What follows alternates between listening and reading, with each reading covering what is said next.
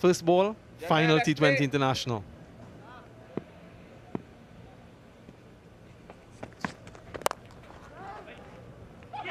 Off the mark. A bit of misfield there from Akil Hussain. Yeah, you can just tell by the feel he has set Kyle Mayers. And two fielders out his deep square. That's and middle. that fine leg, That is leg squarish position. Ball is right arm over. And a mulhack. With the opener with Liton Das.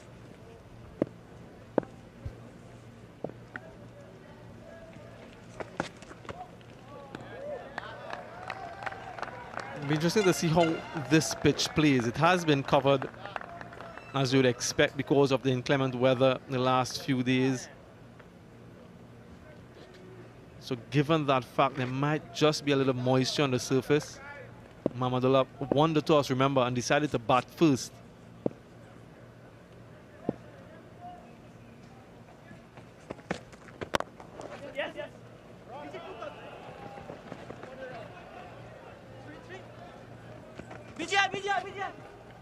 Good running.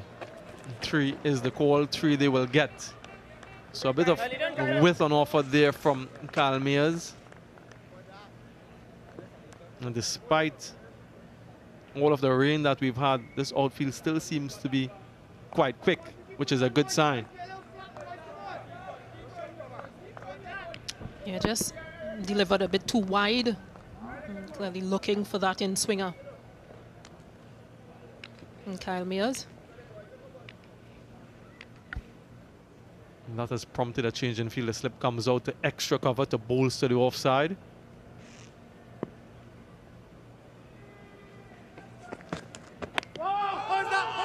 In Dhaka. Shot from the bowler, not too much from behind the wicket.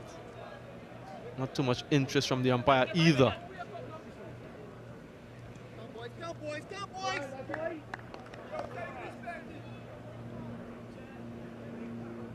A very much better line.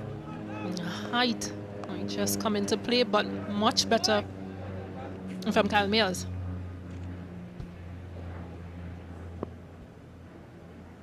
Just signaling that he wants the fine leg in and the long on back, but the captain is not in agreement, so the field remains.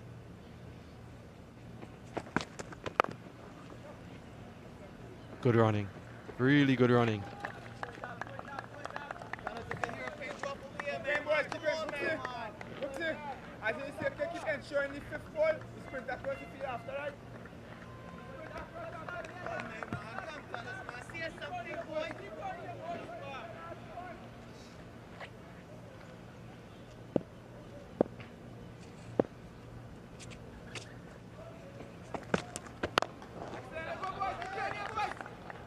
Five runs off the first over.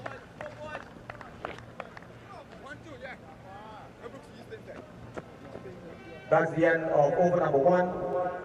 Bangladesh 5 without loss. One leg, return. Bowler's left arm over. Bowling for the West Indies from the Players Pavilion. From the Players Pavilion, and Obed McCoy for the West Indies. In previous 2 games, he got a wicket, at least one, in his first over. One in the first game, and the first 2 deliveries in the second game, he picked up 2 wickets. And that is something that Bangladesh will be trying to avoid this time around. Wide ball. Well, this time he starts with a wide.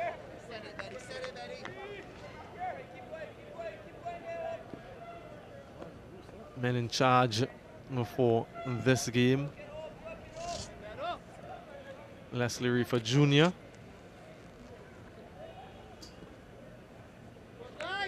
Standing in his 26th T20 International, alongside him umpire Gregory Brathwaite.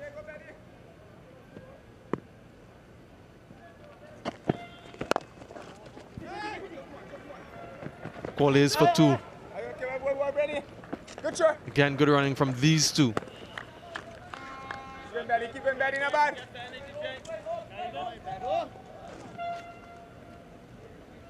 Yeah, good work from Liton Das.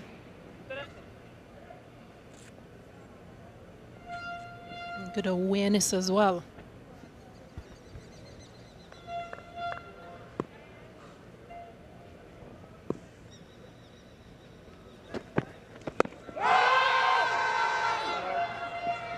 Confident appeal.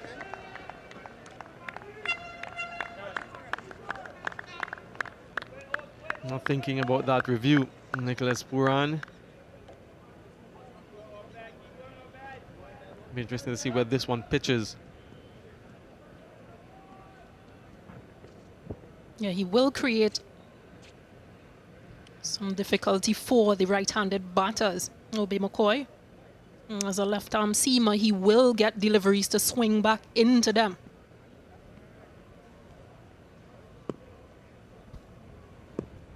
Slip comes out to mid-wicket. White ball. Another wide. They're just trying to overcompensate.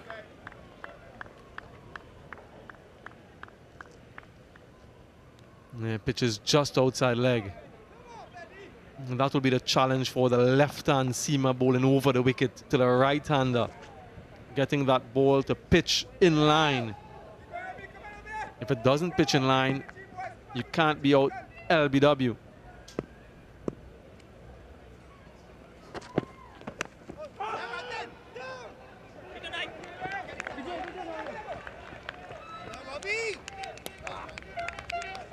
I think it's also good adjustment from Liton Das, who's batting just on top of his crease.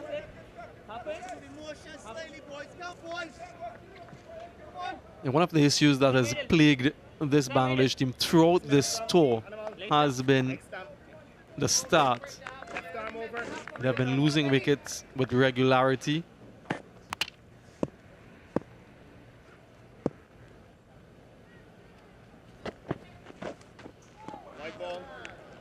Another wide. We've had 3 in the over now.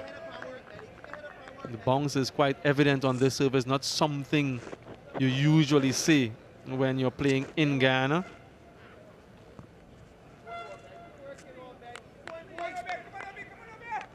Yeah, but it's something that they will want to address in this game and in the one-day internationals, the start that they get with the bat.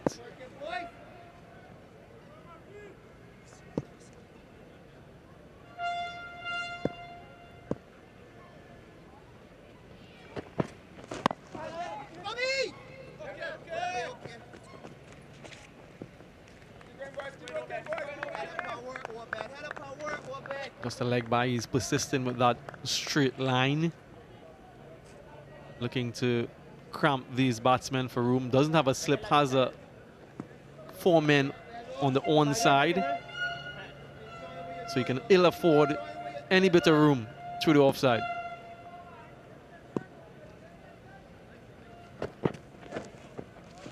White ball. 2 straight yet again.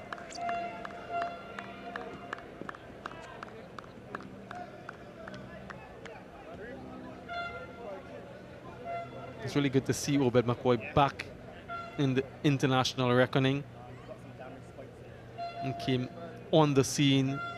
There was much hopes for him, particularly with his ability to bowl those slower balls and take over from someone like a Dwayne Bravo in the death overs.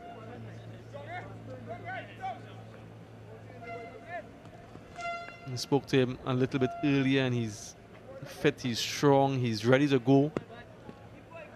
It's good to see him back in this setup.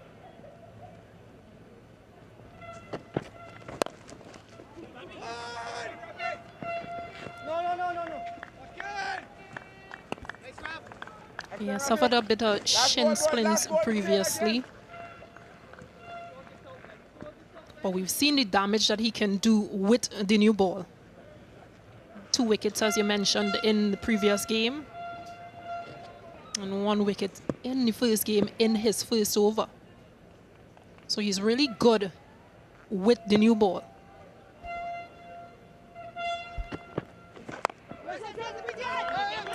There's that bounce again. Chance for a run out. Needed a direct hit. In the end, all's well that ends well for Bangladesh. 2 overs gone, 14 without loss. At the end of over number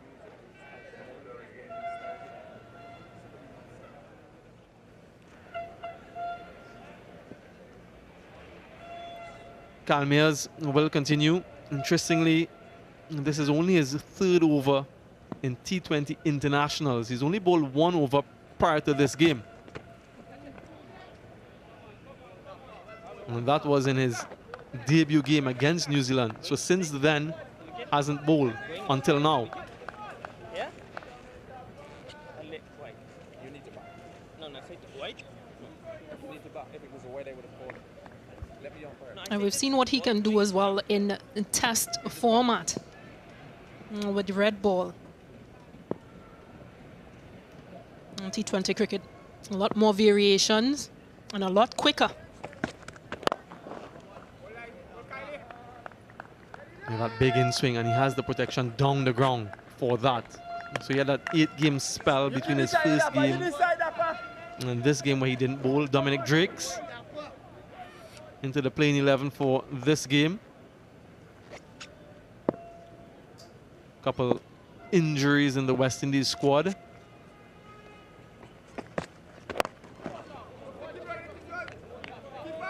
Another good delivery from Mayers.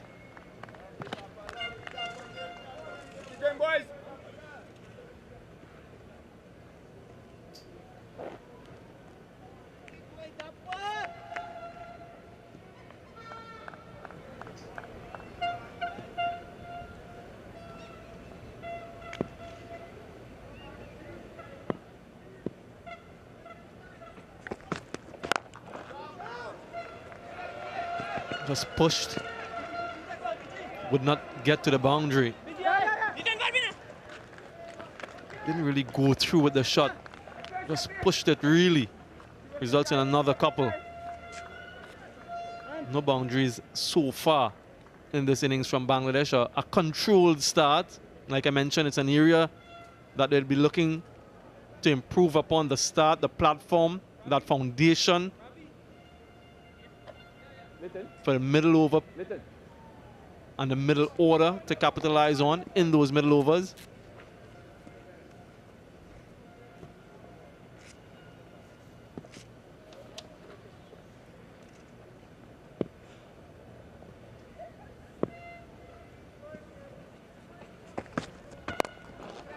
This might be the first boundary. It is the first boundary for Bangladesh.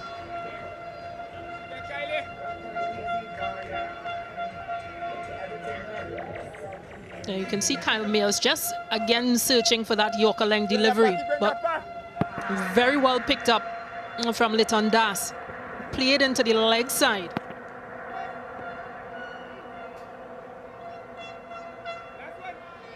Comfortable 4 runs.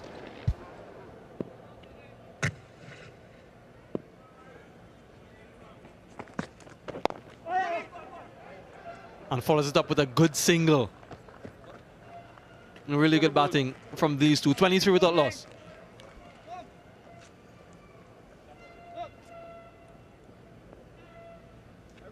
Liton Das has been the aggressor in this partnership. 13 off 12 and Mulhaq 4 of 6.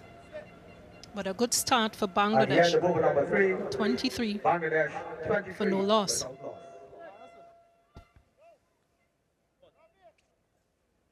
Again, somebody do 1, 2, or let's watch the game, right? Come on. Change the bowler, left arm round. So that'll go again, somebody help Fisher. Some good names in the middle order for Bangladesh. Shakib Al Hasan, Mamadullah, lots of experience. Akil Hussain Yeah. replaces Obed McCoy. 17 T20 international wickets to his name, and we'll be looking to add to that tally. Hey, He Fisher, too come got here. a wicket in his first over in the first T20 international. There we go. Long off and deep mid wicket. His two fielders outside the inner circle.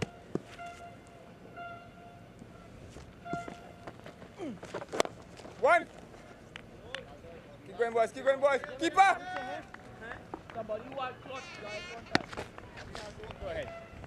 This really is a new look in the West Indies T20 international team. It's a change in guards, really, from the stalwarts of T20 cricket.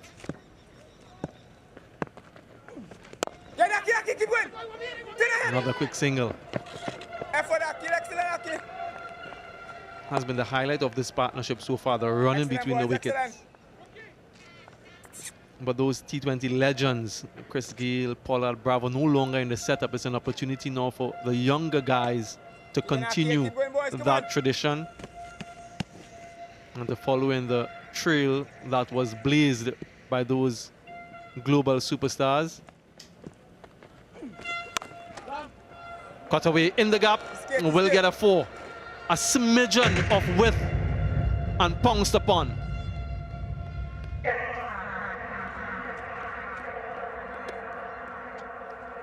Yeah, cut away to brilliance. And from Liton Das. Gave himself room. Just went back and cut past that point fielder. That ball was so close to the off stump.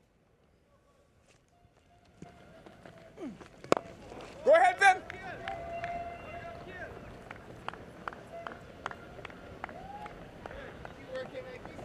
Keep going, boys. Keep working, boys. Keep working, boys. A little more energy and we good, boys. So the players like Nicholas Pooran, Rovman Powell, Mario Shepard, Odin Smith, these guys now will have to continue that T20 legacy. Akil Hussain, one of them as well.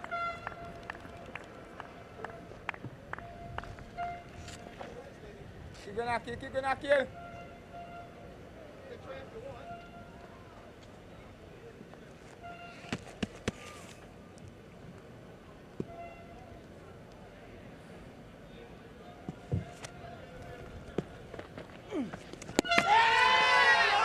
Huge appeal.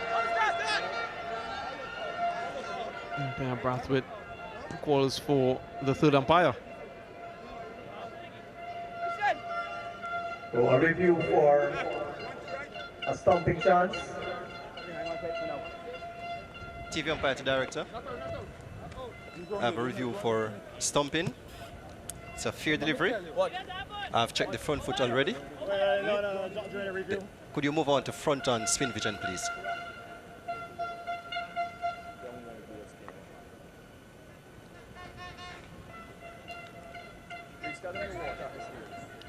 Front on coming up. Ball appears to be very close to the bat. Can you assist me with the ultra edge? What is it? Ultra edge. Flat line, flat line, flat line as the ball passes the bat. Could you give me your best side on angle, please?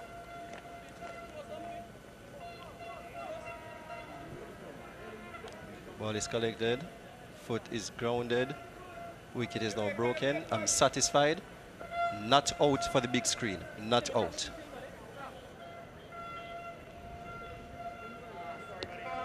Excellent delivery. Does not result in a wicket. Splendid delivery. So Angling in, pitching, turning past the bat. Right arm over. Odin Smith will take up the bowling from the media center end. This partnership represents the best effort by some distance for Bangladesh in the series. The previous two opening partnerships, 8 and 2. A gift and accepted. Will go for 4.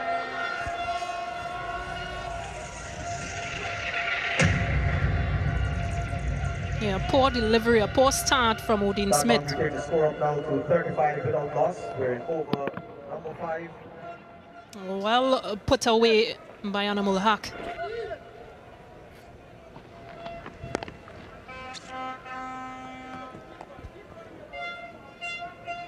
Now that they're well set, 16 deliveries and 9 deliveries they faced respectively. Das and Hack might just be looking to push things on a little bit more.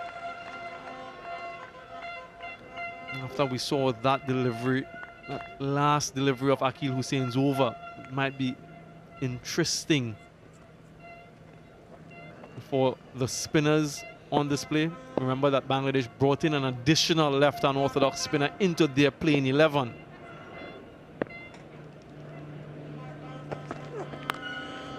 In there, down towards third man, takes the catch. Shakib Al Hasan makes no mistake with that one, and Odin Smith strikes in his first over. Taken by Shakib Al Hasan. Animal Hussein will be disappointed. Bangladesh now 35 for 1. Just tried to turn this delivery again into the leg side. But Odin Smith, pace might have just gotten to him. Got a top edge and an easy catch for Shakib Al Hasan. Animal Haq goes for 10. Bangladesh 35 for 1.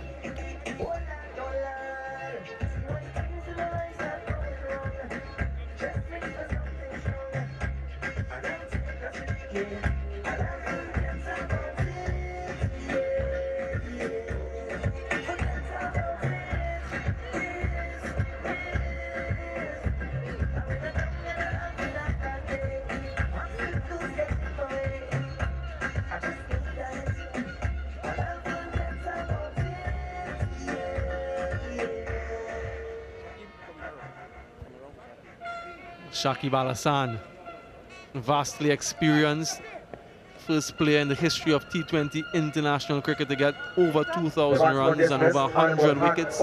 This is the reason he's here. Additional bounce, and trying to go across the line of that one, top edge, and it carried all the way to Shakib Al Hasan down at that third man boundary.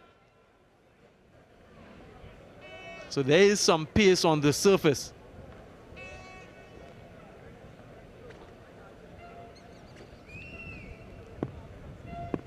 Round the wicket to Shakib. Immediately over the top, deliberately off the mark with a boundary. He continues where he left off in Shakib Al Hasan from that second T20. A first ball boundary for Shakib Al Hasan. Given width on the off stump. For the loss of 1. And makes no mistake. Up and over. Another one of those boundaries being scored backward of square using the pace of the bowlers.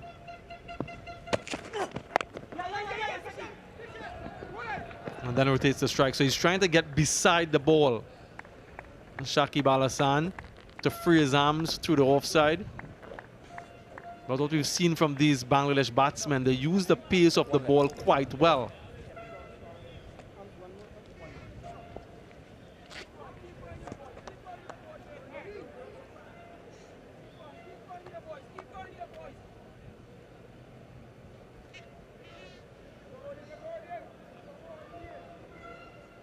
They'll have to determine, the batsmen out in the middle, in the early phase of the innings, what is a good score on the surface. Another good single. Not allowing too many dot deliveries. 5 gone, 41 for 1.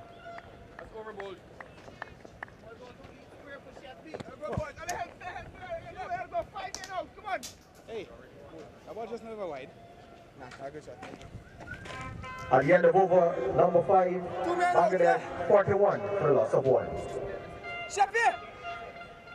The new bowler from the Players Pavilion end, Romario Shepherd. Brooks there, short fine. Right arm over, Liton. Yeah.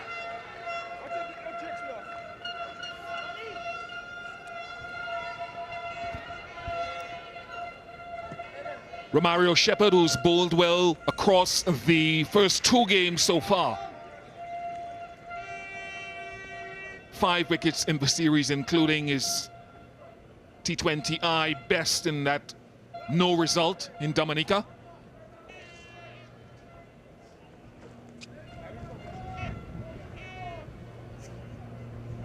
I suspect Shakib Al Hasan is out of the attack because the left-handed batter Shakib Al Hasan came in.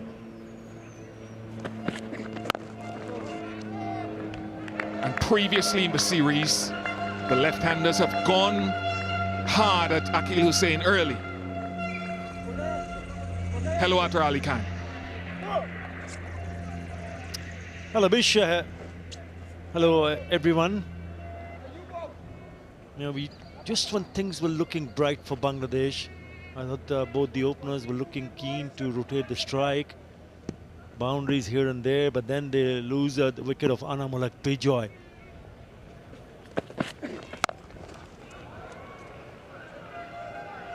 Important, so very important for someone like Liton Kumadas. We spoke about this at the pre-show, Bish. We know that it was Shakib Al Hasan who has been in good touch, but he would want him, especially Liton Kumadas, to score. Words of wisdom for Afif Hussain, who was also in good touch in that last match. But if he gets going and if he gets some support from the others, then they might be able to put this, a decent total on the board.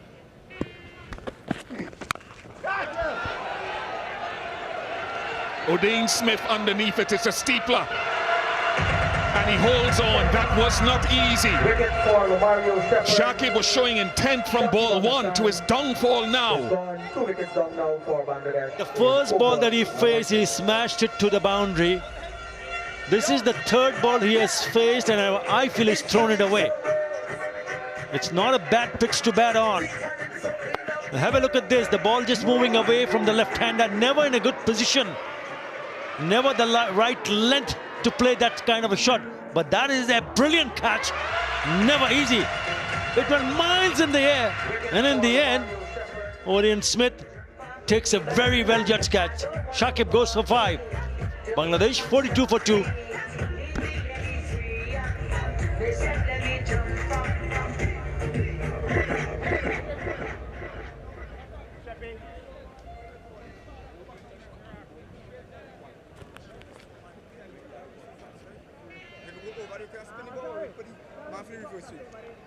Over the wicket. Yes, spin the ball. Shakib Al Hasan caught by Odean Smith off the bowling of Romario Shepherd for 5. The new batsman for Bangladesh, Afif Hussain. Afif Hussain comes in. It was good captaincy from Nicholas Pooran too, because he immediately pulled Akil Hussain out of the attack because of the entrance of Shakib. Got Shepherd on, who's been bowling well. This is good bowling because it's straight at off stump. It's not given width, and the length is good.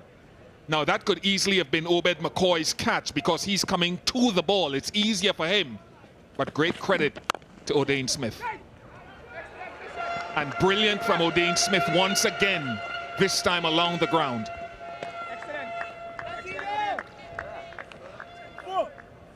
He's having a really good day. Remember, he's always picked up a wicket, a catch, and now this lovely bit of fielding from Odean Smith. This is all about creating pressure, and if you can pick up wickets one after another in especially in quick succession, then you're really applying quite a lot of pressure. Bangladesh in search of a partnership. Remember, if they can manage to hold on and go on to win today, they will tie the series. So there is an opportunity for them. 43 for 2 inside the power play.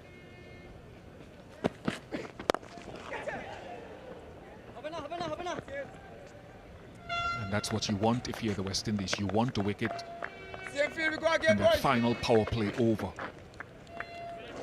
to take you into those middle overs with some energy.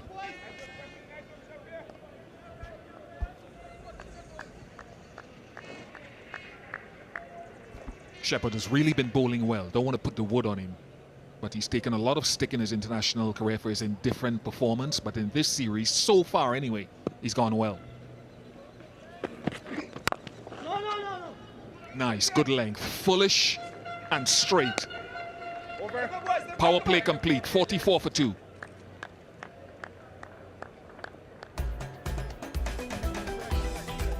The end of a successful. You know, they did manage to pick up a couple of boundaries. I thought he's a little bit too close to play that particular shot from Anamulak Bijoy. Shakib would look like to hit everything and anything early and get himself dismissed in that fashion. A really good catch. Never easy. Yeah, run, Bongju. Fisher, come turn, man. Get him, go. King, make it. You still don't know where to go, Bongju? Okay.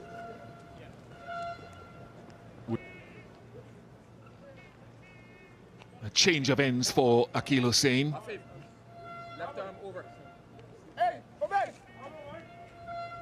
The only thing I'd say I wouldn't say surprised, but they tried something different today Gotta watch your field, by getting Kyle Mayers to open the bowling instead of Akil Hussain. He picked up a wicket in the first game and the two right-handers were there. There is a left-hander at the crease, so he confounds everything I've said. If he's hitting with the spin, he'll be hitting into the wing as a left-handed batter. Akil Hussain.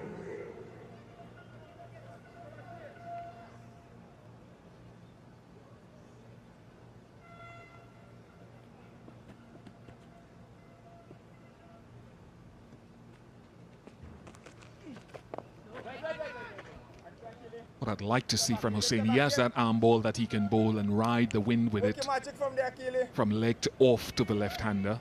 But I'd also like to see them challenge him by bowling a little bit slow, mixing his pace up. He's been too quick and into the pitch too often to the lefties.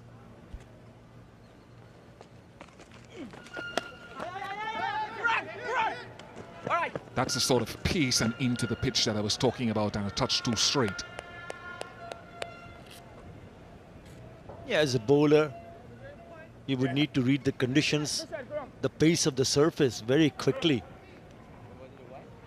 And you've got to have the skills to mix it up. This slips off on his heels. I also had a word with Afif Hussain during the break, and he was very, very disappointed the way he got himself dismissed, because he thought maybe a bit of a more bat and he could have just got past the keeper. Remember, 34 of 27. Caught behind by Nicholas Pooran of the bowling of Romario Shepherd. He was well set, so he was very, very disappointed. Oh, beautifully bowled. That's one of the reasons I was looking to see whether he would open the bowling again today with two right-handed batters at the crease. We talk about them as matchups, favorable matchups, with the ball spinning away from the batter. Bangladesh would also look at this and think our slow bowlers, if we can get a score, could do something here. So that's the reason why they've brought in Nasoom Ahmed. Just dropped short. It's held in the pitch and just dropped in front of Hussain. So the ball gripping. Something certainly going in favor of the spinners, and Liton Kumar Das was very, very lucky, wasn't he? Good. It was just a casual looking shot. It turned quite a lot and just fell short of Akil Hussain. Perhaps he could have dived forward to try to grab that catch.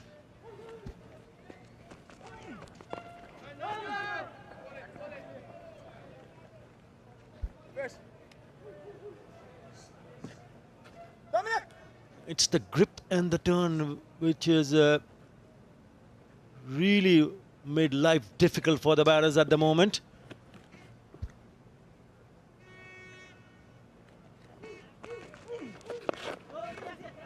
I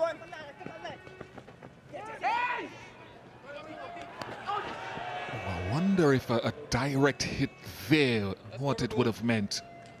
Obed McCoy, the fielder, 48 for 2.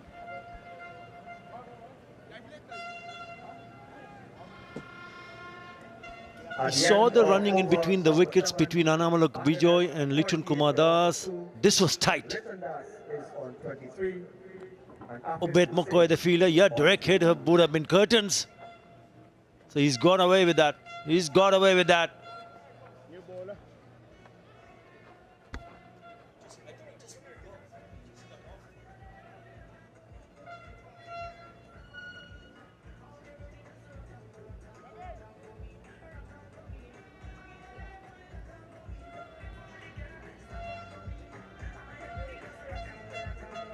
from the Players Pavilion N, Nick Drakes.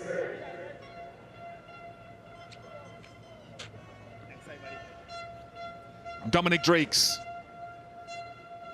in the squad today, in the 11 today, at the expense of Kemo Paul. In for his 6th T20 international. He spent a little bit of time playing for Yorkshire in the United Kingdom, their Vitality Blast.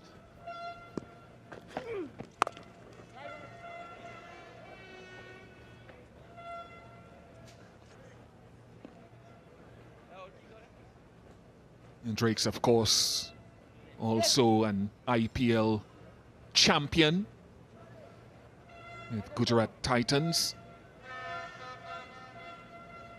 Was with CSK last year, so he's got championship DNA.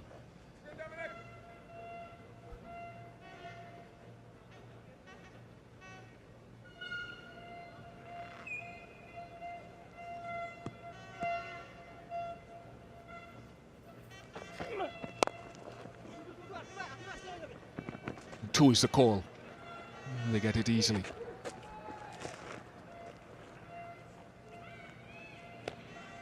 Liton Komadas, 24 of 24, will need to realize the fact that he has to bat till the very end and try to bat till the very end, and others bat around him. We know Afif likes to play few shots, but you've got to be spot on in terms of shot selection. 50 comes up for Bangladesh.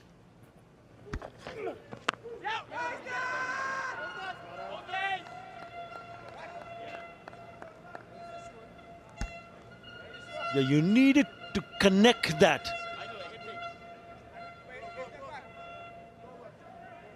Are they going to go for the review? Not sure, not sure. I think the length was okay for the batter to take him on for a big shot. We spoke about the turn and grip, but there is also some movement available for the seamers. Good seam position there. Didn't do much. He should have put that away.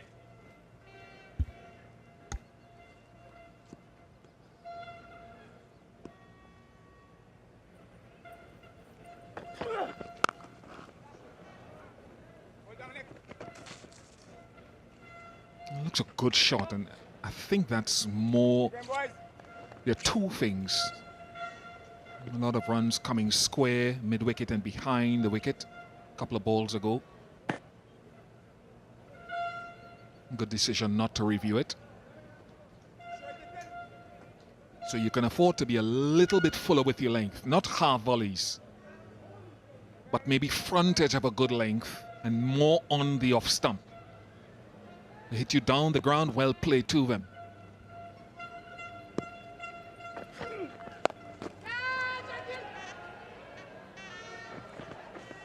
Good fielding from Shakib Al Hasan.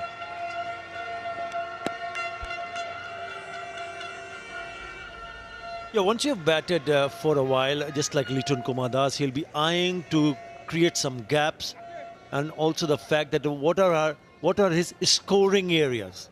Where can he score his runs? Have a look at the offside field. The offside field are 3 men inside the circle. So anything around the off-stump line on the length, he can go over the top.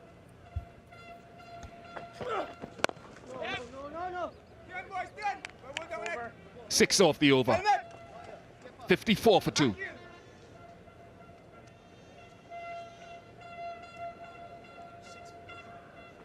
That's the end of over number 8.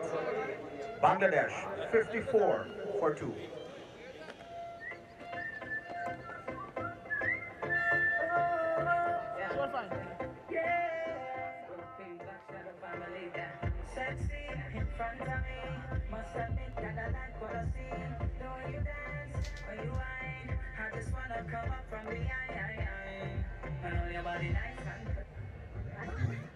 West Indies have gone through some one-over spells with their bowlers. Shakib Al Hasan continues.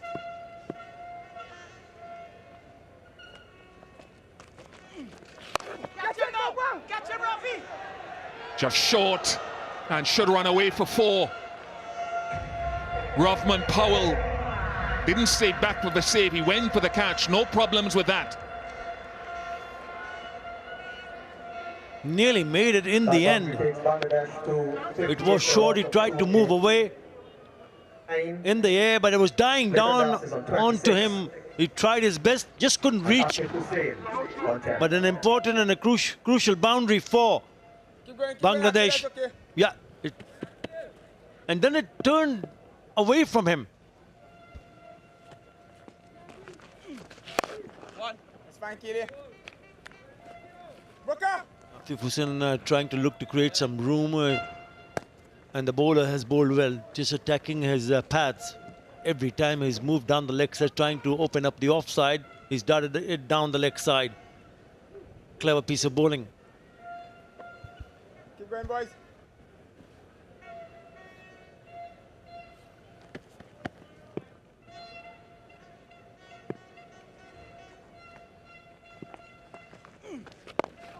Keep going, Akil. Watch it.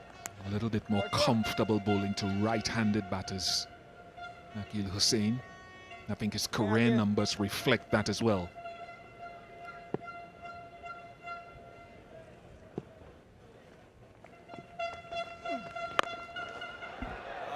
That's good though. That is top class from Liton Das. First 6 of the innings from the bat of Liton Kumar Das. It's the slog sweep. Picked the length very nicely.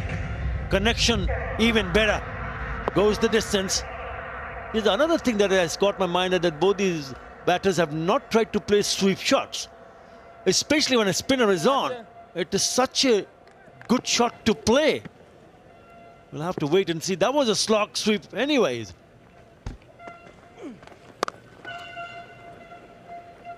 Yeah, Hussain averages 22.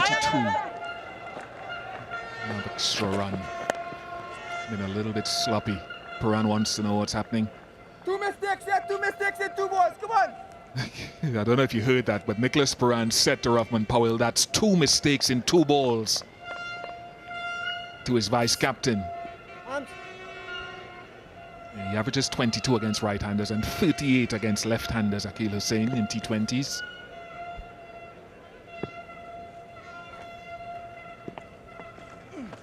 That's all they had to do, kill him off. Come on. 13 from the over. That's overboard. 67 for 2. 9 overs have been completed.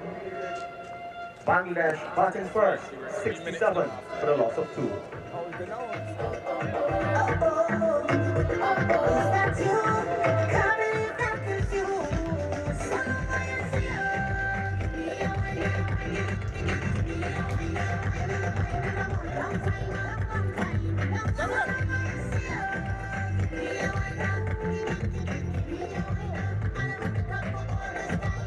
Great to be here on the South American mainland. Ghana, of course, long been a part of West Indian cricket culture only by virtue of being a British colony back in the day, and of course the only country in South America where English is an official language. And so all of that culturally ties it into the English-speaking Caribbean, although it's situated on the mainland of South America. That's been the connection to the Caribbean islands and the country of Ghana. I often hear people asking, well, how is Ghana part of West Indies cricket? That's the major tie-in.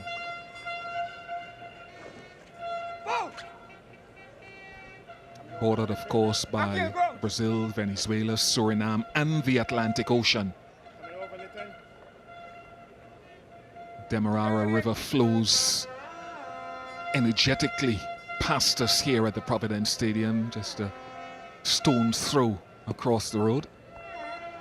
Udain Smith, another change.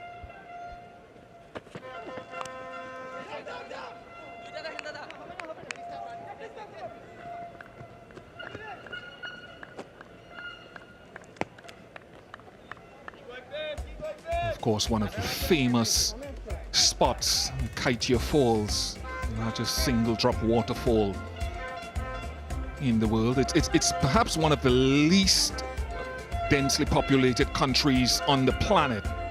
A lot of it is covered by forests, the Amazon forest, the flora, the fauna, the wildlife. Another country where ecotourism is prevalent. Flown past point.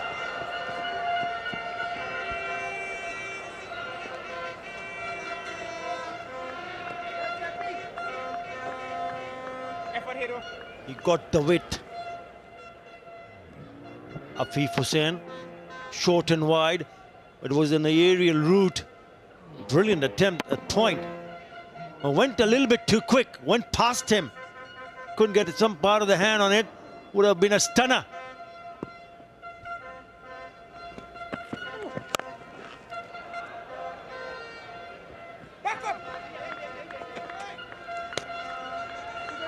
And one of the things that are about Odean Smith is that he doesn't yet have a lot of the variation or the confidence to bowl him. I've seen him bowl cutters, slower balls, but not often.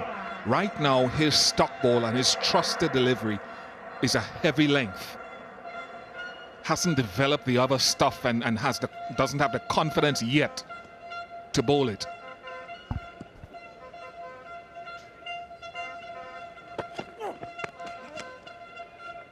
That sort of thing.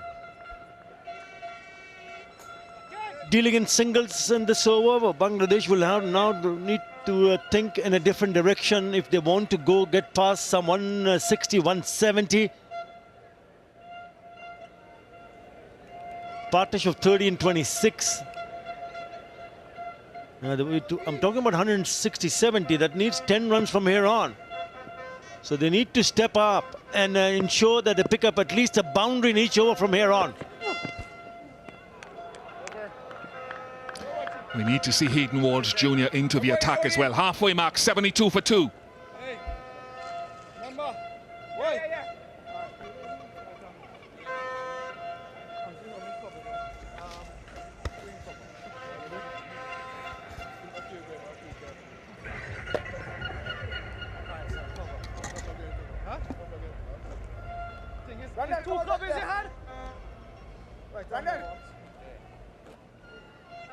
The 5, the wicket takers, Odean Smith and Romario Shepherd.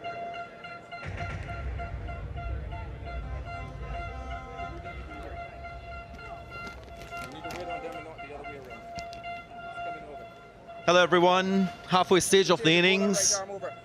And we now see the entry of Hayden Walsh Jr., the right-arm wrist spinner. Wrist spin, quite potent in this format of the game and quite potent here in Guyana.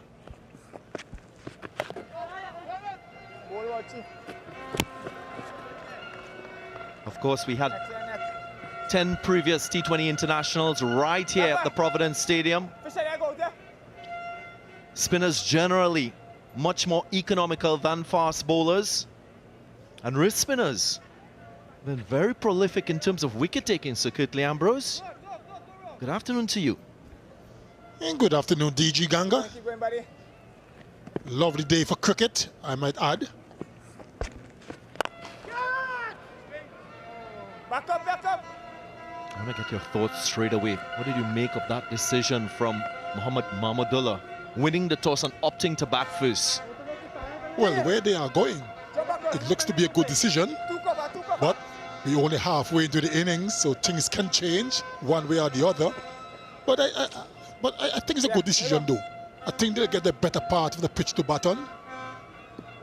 It could get a bit lower as the game progresses. Wait.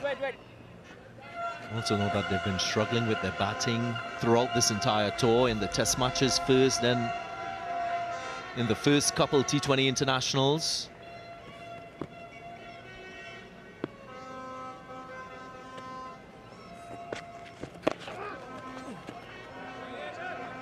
I look at it a bit differently. I looked at what transpired in the last 10 T20 internationals. Only 2 wins with batting first. Also, we knew that there was quite a bit of rain yesterday and this morning as well. So that pitch would have been a little bit tacky at the start. Now with the sunshine, it will be, I'm sure, better for batting later on. Ball coming on to the bat, so the West Indies will like it. This up in the air. Fielders converging.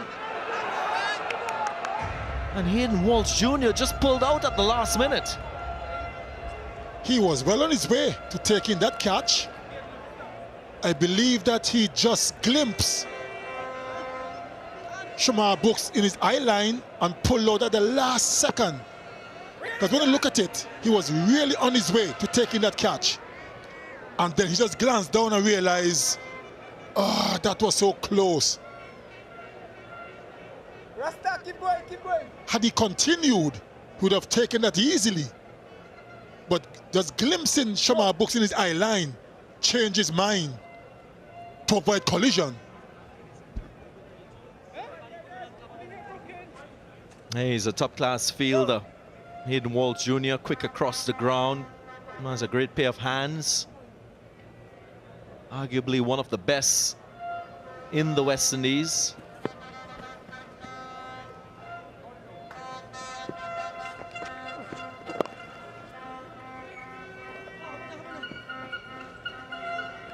Four runs from his first over, could have been a wicket as well. 76 for 2.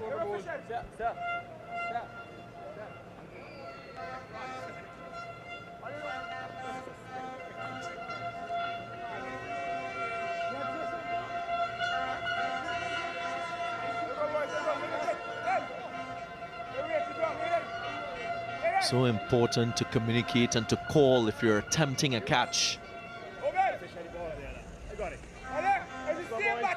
Clearly didn't transpire between himself and Shamar Brooks.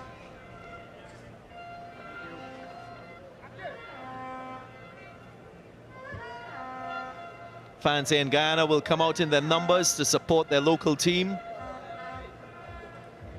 Very passionate West Indian supporters from this part of the world.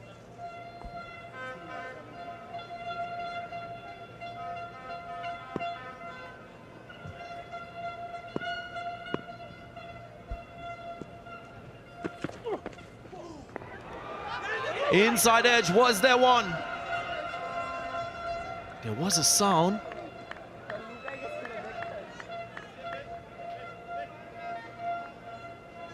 He was on the move, Liton Das.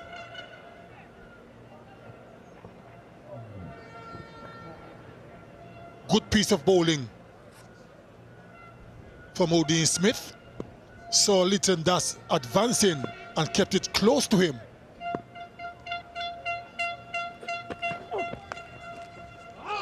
Enough bat. Enough bat on this delivery down the leg side. Very, very straight from Smith.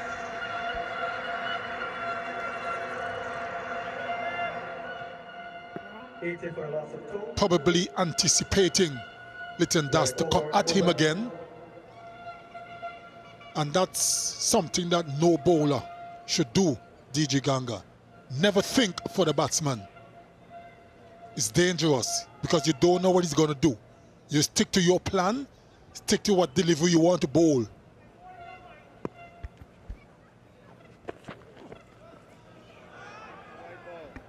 Wide, obviously. Way too short, way too high. From Odin Smith. One for the over. Batsman, one for the over. Nicholas, one.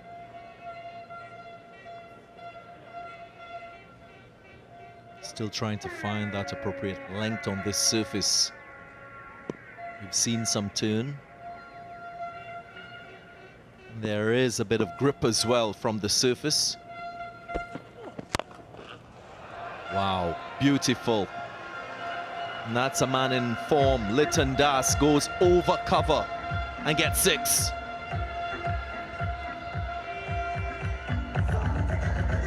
That was a fantastic shot.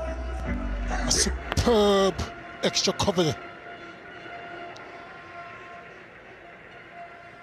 Hardly any power, more timing. Certainly is rattling Odin Smith at the moment. He's not sure what to bowl at him.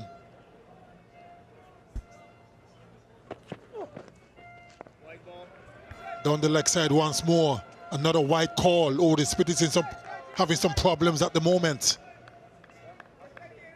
And that can happen when a batsman is coming after you. It's not an easy thing to do, to negotiate, but Odin Smith has to stay calm and composed. Easier said than done, of course, but he's got to do it. He's got to find a way to settle down.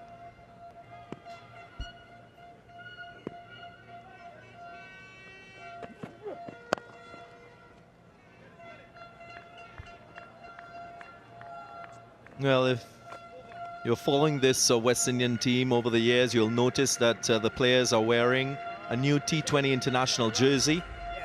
This, of course, was designed by the West Indies official team apparel partner, Castor, and it will go on sale on the Castor website, also at selected retailers, including Fan Zone in Trinidad. And that will be ahead of the India T20 internationals in Trinidad later this month. So all of you West Indian fans, there is an opportunity for you to match the players in look and style.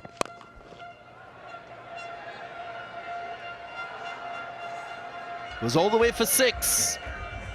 Wasn't muscular. It was about the timing and that strength in the wrists. Hardly any back lift. More of a wrist kind of shot from Afif Hussain. For a brief moment, I thought he was going to go down the throat of Dominic Drakes, who was feeling that long on. But it sailed over the long on boundary for 6. That was superb timing.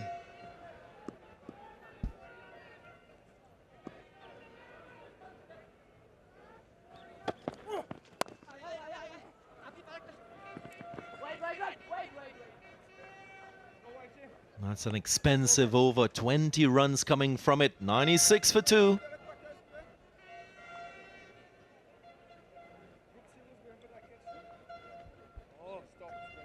Coming up the right hand, this partnership, Liton Das doing the bulk of the work at the top of the innings for Bangladesh. Gentlemen, gentlemen, this is the last thing that we're going to have this conversation. After this, we go to a warning. When the ball is ready, you've got to be ready. Yeah, that's fine, but be ready when the ball is ready, huh? We're dropping catches, easy catches, avoid easy mistakes, they're hurting us, come on. This partnership continues for Bangladesh.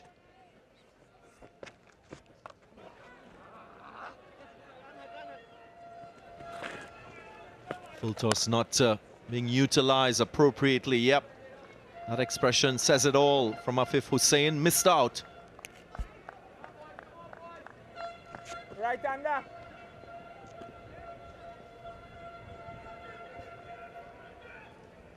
The Bangladesh batsmen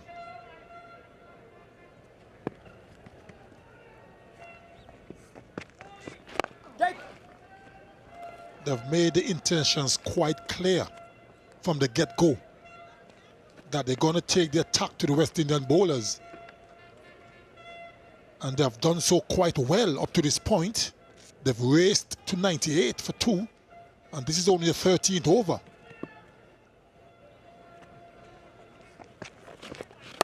Nothing. Well, I looked at their batting in that last T20 international, the second one that they lost by 35 runs against the West Indies. And if you look at the middle phase of the innings, Curtly, that run rate was just about a run a ball, which is not sufficient, especially when you're chasing 193. Relax. It was actually lower than what they scored in the power play overs. So that is an area of focus by Bangladesh, and they're doing a lot better in this innings.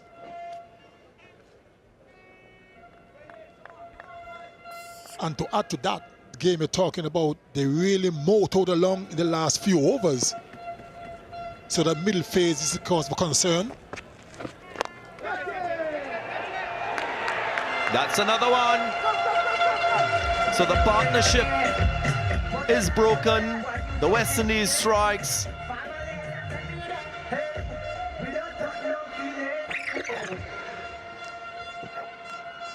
Good flighted delivery from Hayden Walsh Jr. Liton Dash trying to go through extra cover. Didn't get a hold of it. Easy catch in the end by Shakib Al Hasan in the backward point region. Celebrations for Hayden Walsh Jr. Liton Dash has to go. He's gone for 49. Bangladesh 99 for 3.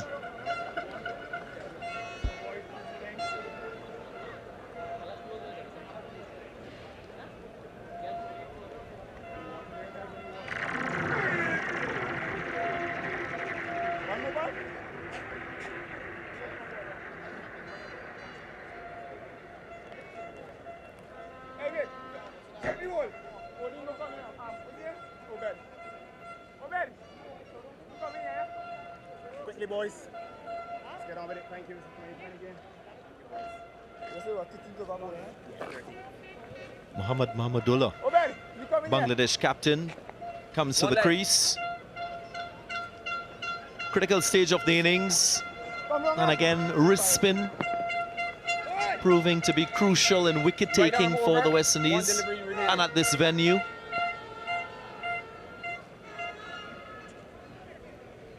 They are loving it, waving the West Indian flag.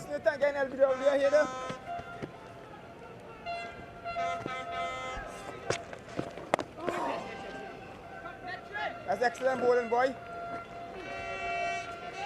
Successful over for the West Indies. Let's score the ball. 100 comes up for Bangladesh, 100 for 3 after 13. Just go behind your mark. Go by your mark. I'm going to start from there. 1, 2, mid off up. Obed come in, yeah. Shakib stay. Let's go Bangladesh. Come in, okay. Ready. Rough one. Stay mid off now. Brooks, go. Brooks, you got it. King. Brooks, you got to go now, yeah. Fish it. I'll tell you now. Low Hold one. on. Coming over. Left arm over. Nur Hassan, the one change to Bangladesh for this game. He's into the side, no Taskin Abid.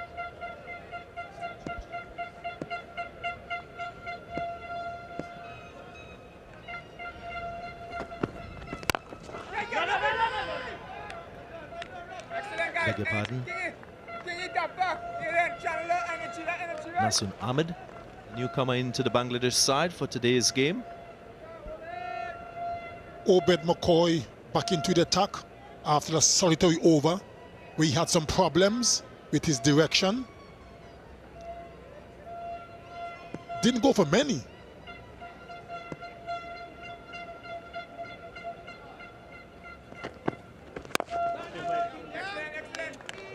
After 2 deliveries, he's looking much better, a little more comfortable.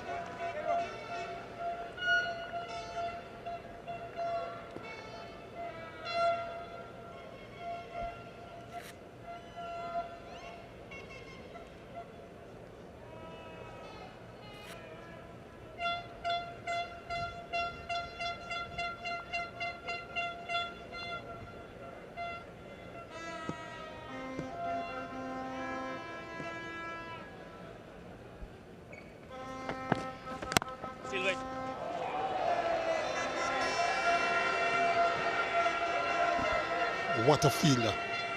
Hayden Walsh Jr., one of the best in the region. And look at what bowlers have produced at this venue. That's since the start of 2018. Fourth on that list, leg break. That strike rate 17. The average 18 and an economy of just 6.5. That's both T20 internationals and CPL matches.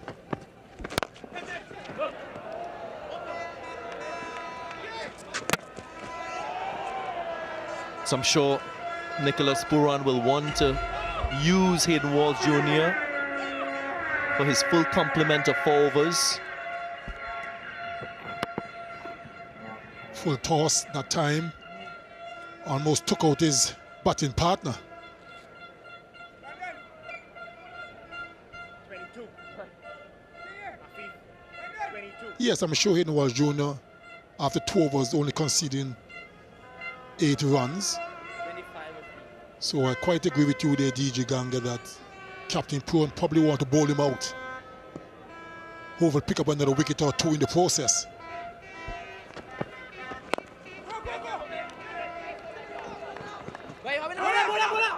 Just a single. Good work by Obed McCoy to recognize that 2 runs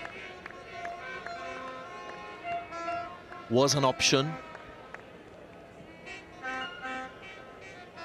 And again, circuitly, in modern T20 cricket, wrist spinners and spinners generally are now more adept at bowling in the last 5 overs of an innings. If Hayden Walsh finishes, he might bowl in that phase.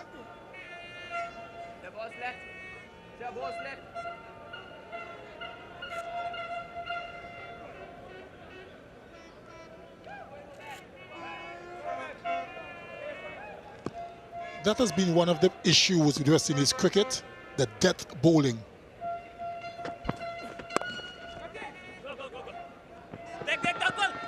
Threads it through for a couple runs.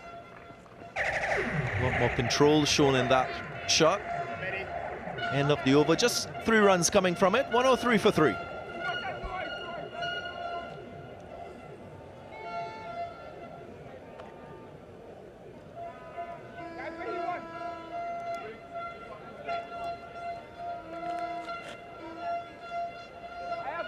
Seven bowlers used, all still available to Nicholas Pooran for the remaining 6 overs in this innings.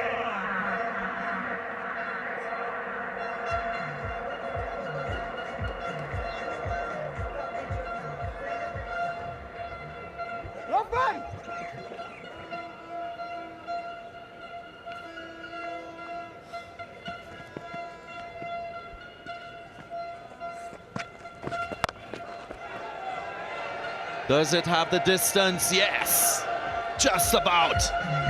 Goes for 6, and that's hitting with the wind.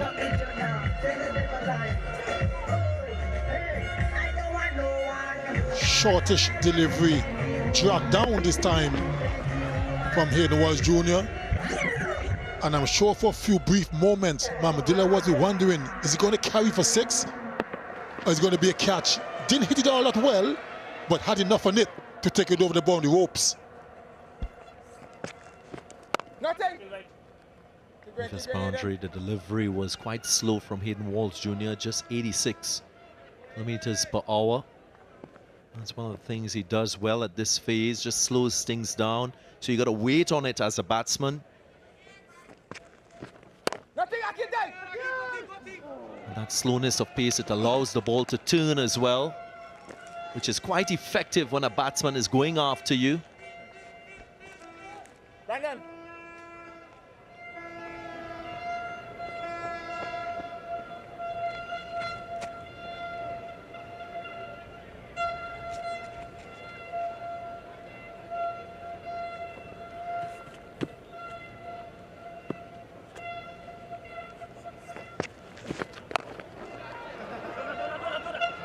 Bit of innovation, as we've often seen in T20 cricket.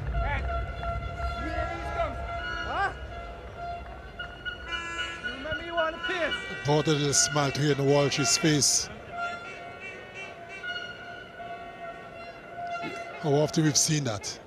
I wonder what will be going through your mind if you were bowling secretly and Amara did this.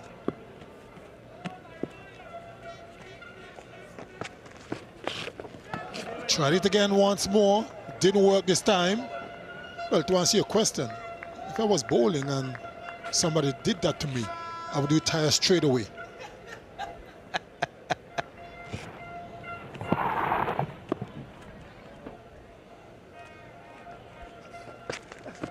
Nothing.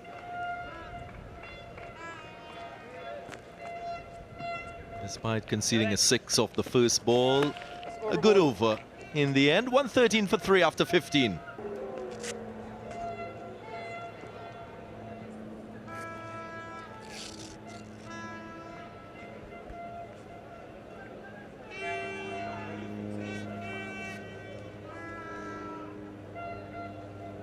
Like so many of the followers across the region, the crowds here in Guyana, very loyal cricket followers, and just a refreshing the mind for Romario Shepherd and his series so far. Now this is another area that he needs to get better at, the end of innings bowling. White ball.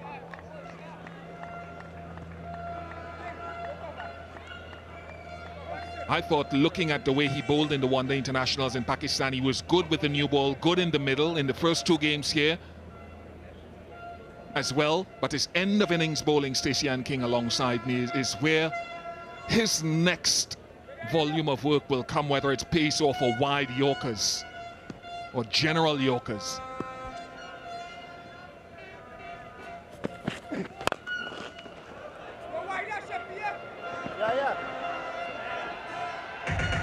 Afif was across his stumps very early, anticipating the wide off-stump line. Another extra.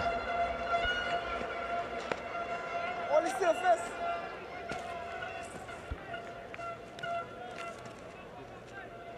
Yeah, just 3 runs came off his first over. 1, 2, 3, King. Romario Shepherd. And this is the throw in. 1, 2, 3.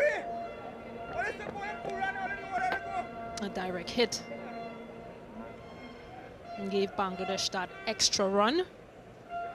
West Indies have given away a few runs. I reckon maybe 10 or 12 runs already have come through unforced errors.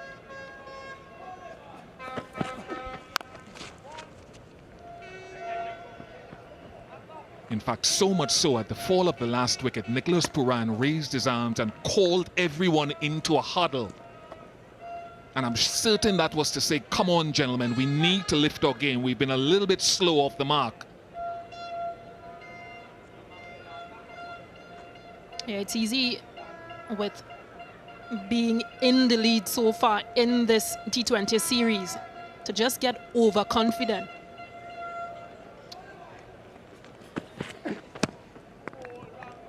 Good bowling. So good on Nicholas Pooran to just remind his guys of the importance of this game. Yeah, this is the wide Yorker I was talking about, something that he's looking to perfect. The field set with a deep backward point and a deep point suggests that he'll be going there a lot. Now, Afif Hussain may walk across his stumps again, may or may not.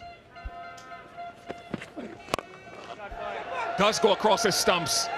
That is a stupendous blow. He's a little man, but he packs a punch.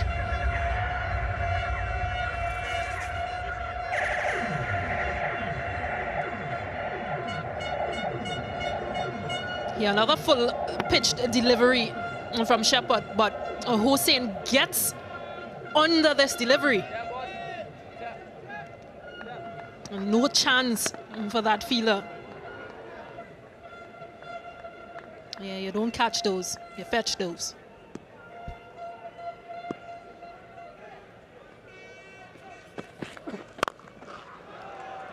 And he hammers this one through cover. So that's the issue, the challenge at the end of innings for Shepherd. So 6 and a 4. Yeah, well placed by Hussain. 43. Bangladesh 128 for loss of 3. Shepherd will have to pull back that length.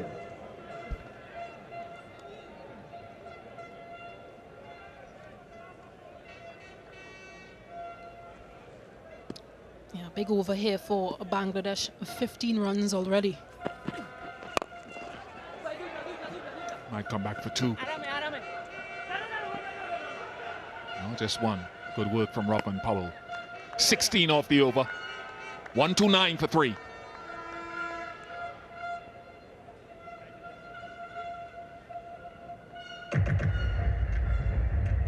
That's the end of over number 16. Bangladesh 129 for 3. This is exactly what Bangladesh needs. They've had a couple big overs, 12, 15 and 16. They need a few more of these.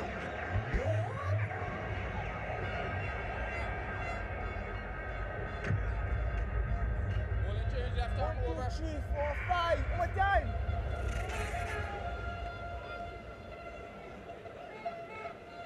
No Waltz Jr. Waltz Jr. has one more available to him. It's Akil Hussain. Part of the reason he was switched from the Players Pavilion into this end is because left-handers will be hitting into the wind if they go mid-wicket or square leg.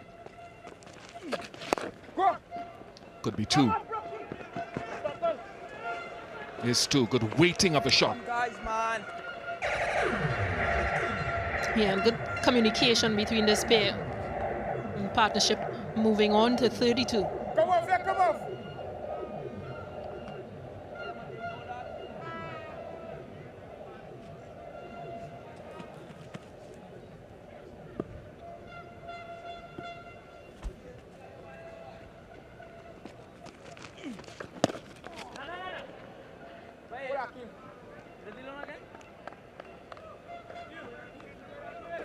Again, bowling into the legs of Afif Hussain. You can just see those fielders on the outer boundary.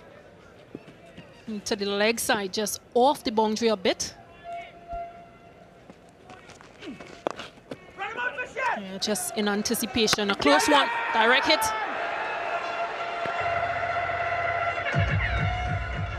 Head to the television umpire. TV umpire to director. I have a review for a run out. Could you give me your best side on angle, please?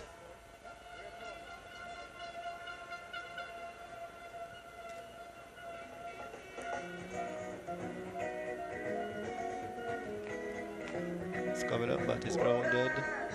Could you take it back?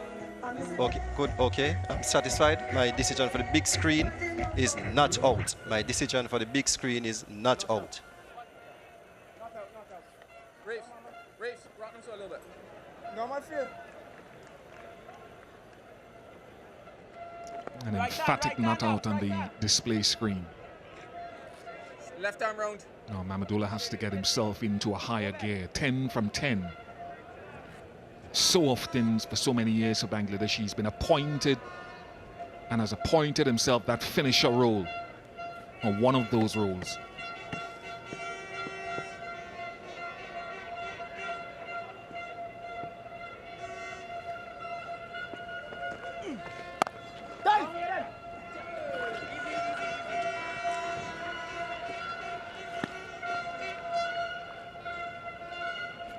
McCoy has a couple of overs left, so I'm suspecting that he will be utilized again from that Players Pavilion end.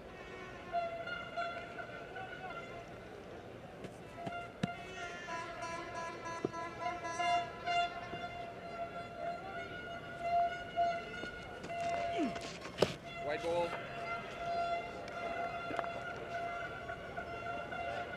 Wide signaled.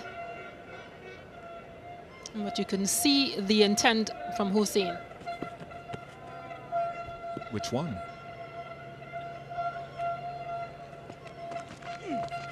Go ahead, Fisher. Looking for 2 again? No. 48 to Afif Hussain.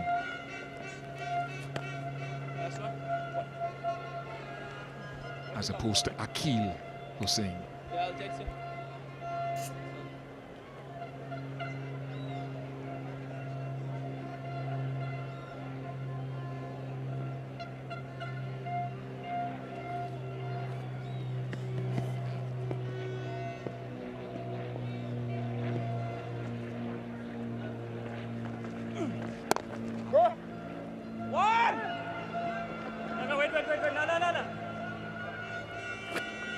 Not bad, just 7 off the over. 136 for 3.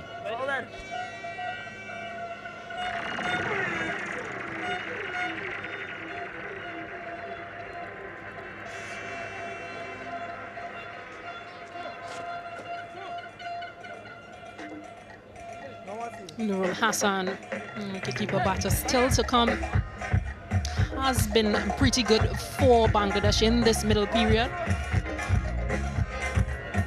3 overs to go.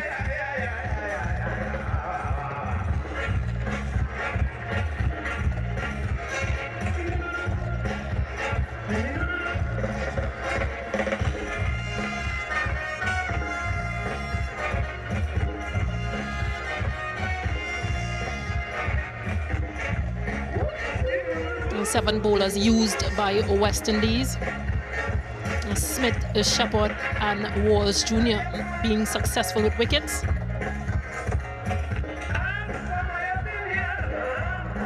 And 3 overs to go Bangladesh, 136 for 3. Again, the ball number 17, Bangladesh. A change of bowling, Ube McCoy. And watch for the changes of pace.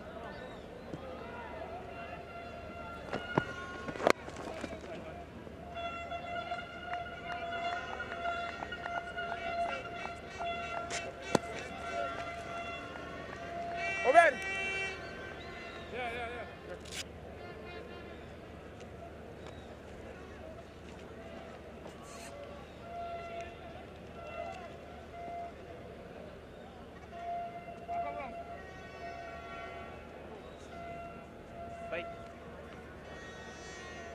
Only one fielder sweeping square, so it doesn't suggest full and wide unless he bluffs one. He's keeping options open both sides of the ground.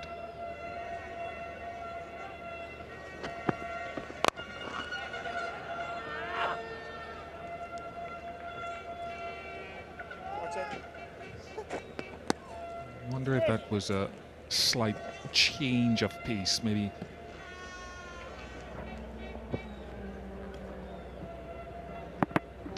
Just a scrambled seam.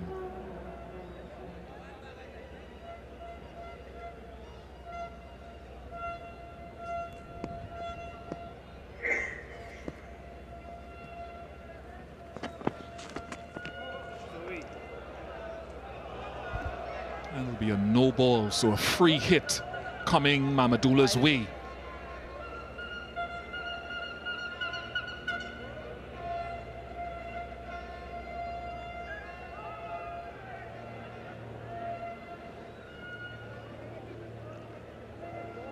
No balls. 10 balls in his first over, a few wides. West Indies have 13 extras today, a touch short, when generally his first over in the previous 2 games were full.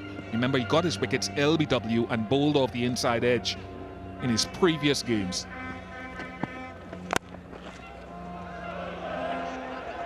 Top class shot from Mohamed Mamadula.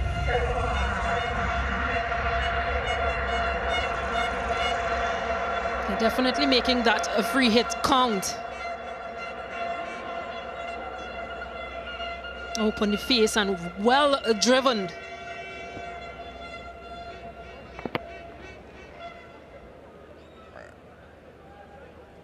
McCoy is under some pressure.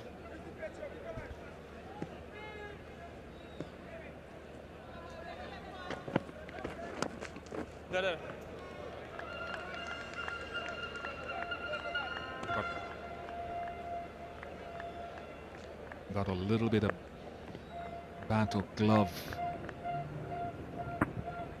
Yep.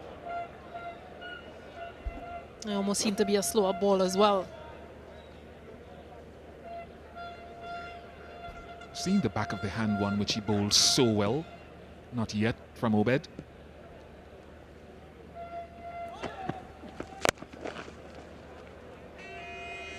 Yeah, just maybe too many variations to work with.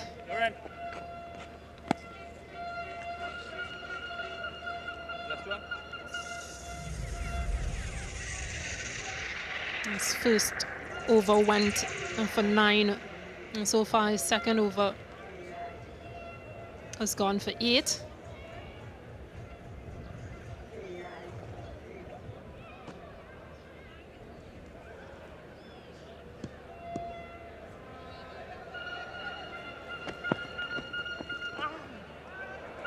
There it is. Very well bowled, 144 for 3.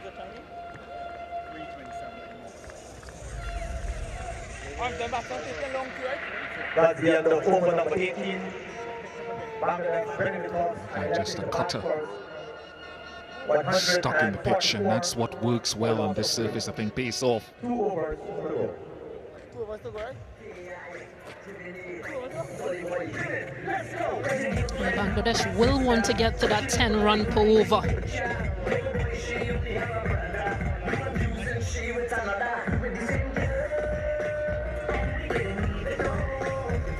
present, Bangladesh can get to 160, but I think anything over 160 they'll appreciate very much. Final over for Hayden Walsh Jr. Come on. Big over, death over. Come on, buddy.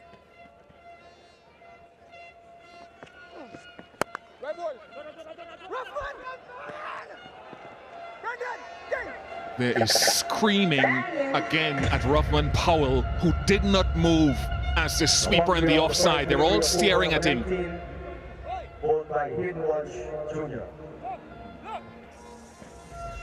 A good position from Mahamadullah. You sleeping, doggy? Come here. Brad just said you're sleeping down there. They one run, man. Come on. Get over, finish, buddy. Keep looking at him.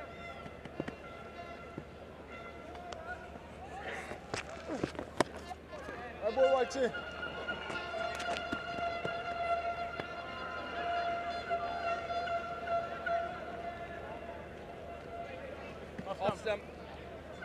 Keep watching and watching. Keep executing, brother. Keep going. But this has been much better batting from Bangladesh, a much better showing.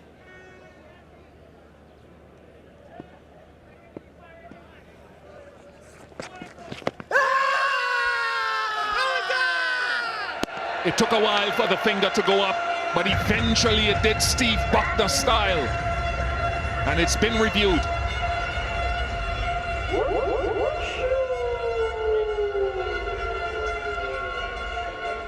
TV umpire to director, I have a review for LBW. The original decision is out. It's a fair delivery. I've checked the front foot already. Could you move on to front and spin vision, please?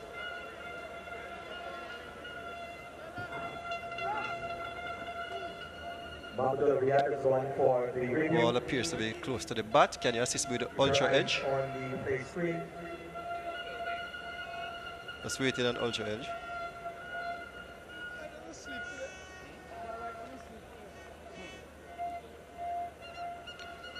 Let's wait in an ultra edge, gentlemen. Ultra edge coming up. Flat line, flat line, flat line as the ball passes the bat. Could you move into ball tracking?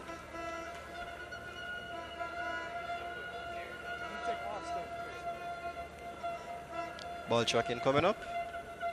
Ball pitching in line, impact in line, and wickets hitting. Greg, you will keep your original decision of out. I'll tell you when you're on screen. You are now on screen. Make your signal.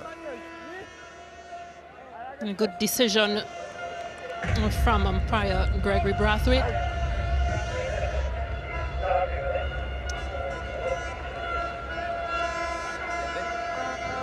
Mahamadullah has to go for 22. He doesn't look very pleased. Bangladesh 148 for 4. Hey, boy, brother. Same field or you wanna?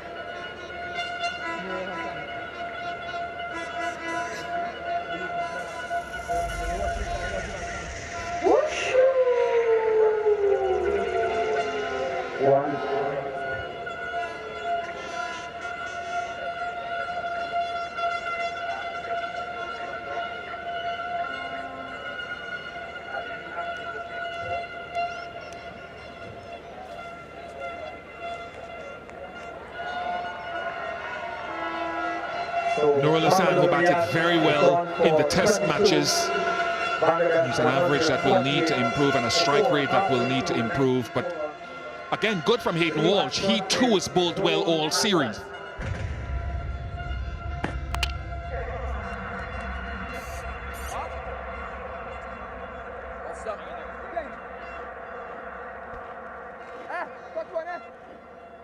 Bowled so well. Ball his right arm over. 3 deliveries remaining. Not sure if that was a look of hope in despair, but it was too late. It looked plumb. Nurul on strike. Not hit well enough. 49 to Afif Hussain, a 22-year-old who plied his trade in the 2018 Under-19 World Cup. young man from Kulna who looks an excellent player in the making.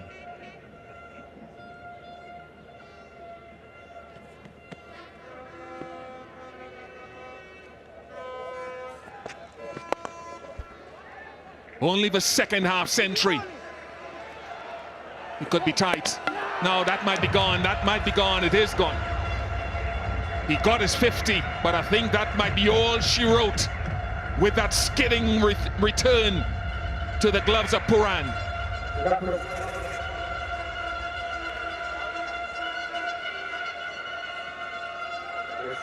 He'll be very disappointed. Afif Hussain, he's done all the hard yards.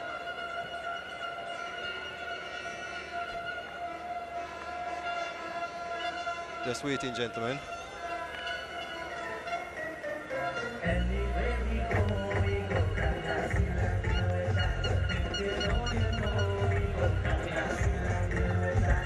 Review for run out. Could you give me your best side on angle?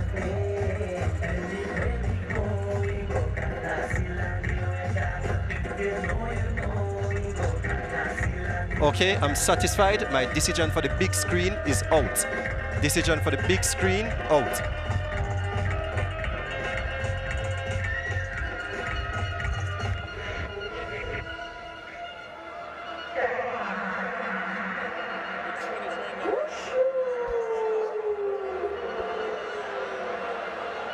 Yeah, good throw from Rahman Powell.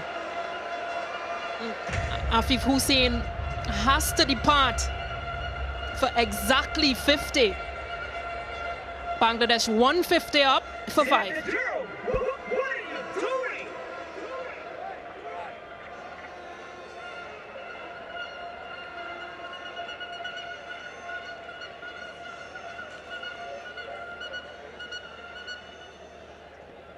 That's the middle. Hey.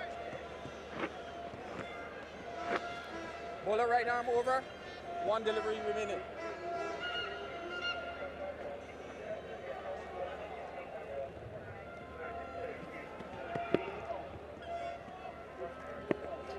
Mossadegh.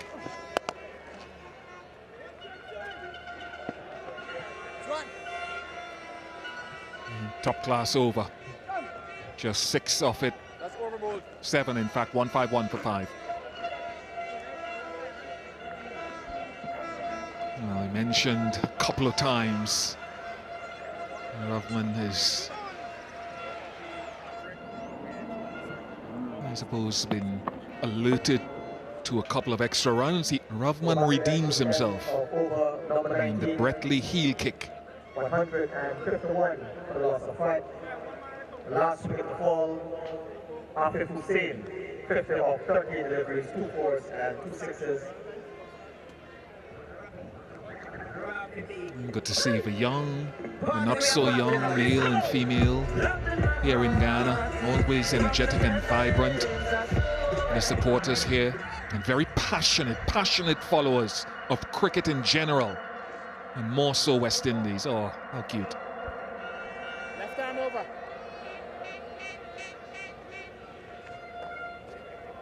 So, former West Indies women's captain, your former captain, completing her, I think it was level 2 coaching course this past week. White ball. Another wide. And tidy.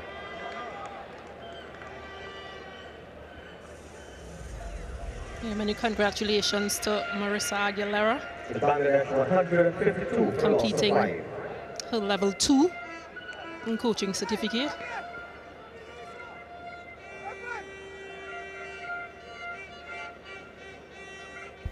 Joins you, the more the merrier. The more cricketers, whether male or female, the merrier. One thing I'll say, casting my mind forward to this Bangladesh bowling attack, is the left-arm spinner coming in today. So they've got more variety. Left-handed orthodox spinners, right-arm off-spinner. And those variations are going to be mixed and matched against the West Indies.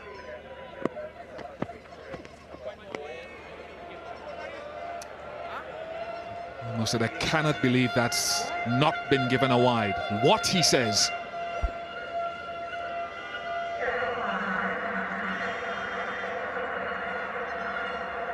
can just see McCoy's head falling away as he delivers.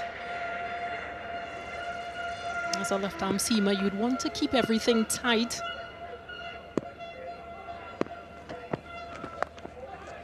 And just keep that head a bit straighter.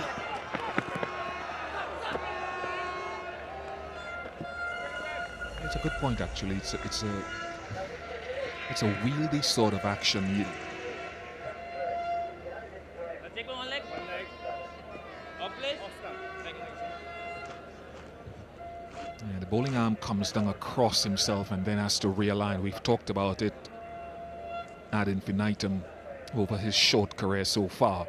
It's a strength because it sort of masks his very good pace-off deliveries.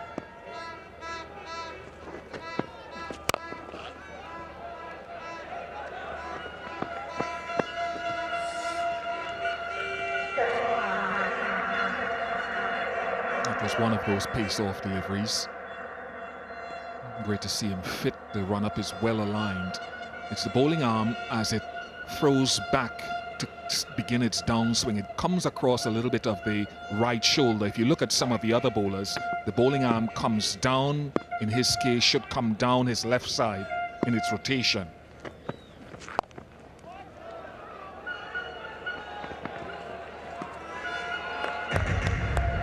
Umpires might want to look at that again. A good athleticism from Hayden Walsh Jr.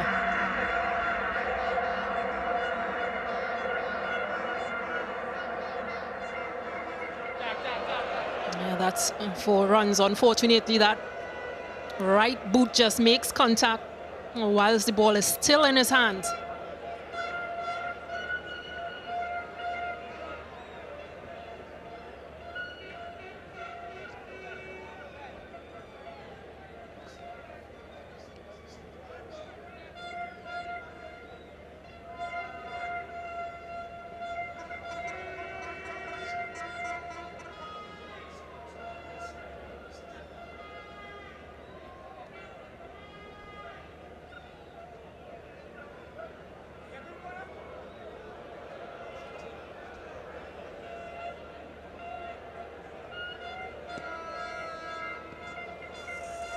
For signal now, I think Hayden Walsh was looking for traction with that right leg to stick in the ground, but instead it slid onto the ropes.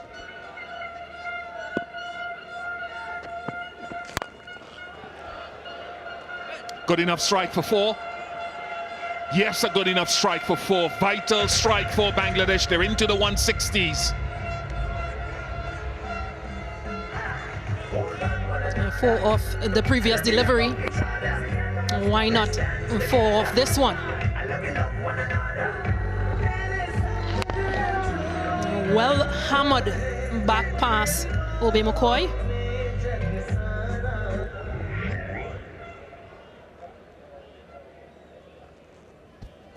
Given the way we saw the ball holding, this could be a competitive total. It is a competitive total.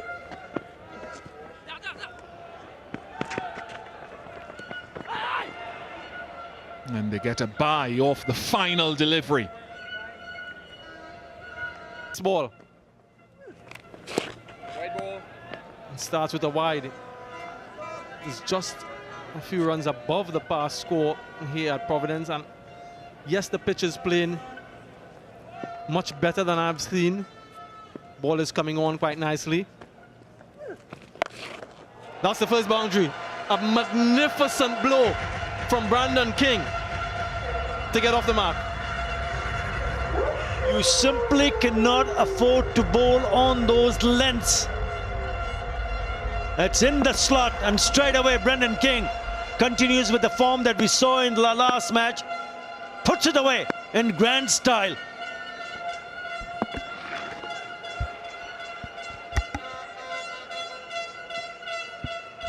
That's a monumental blow from Brandon King. He played for a number of years for the Guyana Amazon Warriors right here at this venue.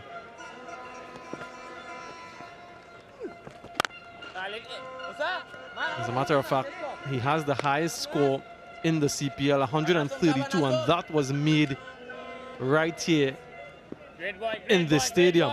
So he has that familiarity with the conditions. Has been a positive start, no doubt.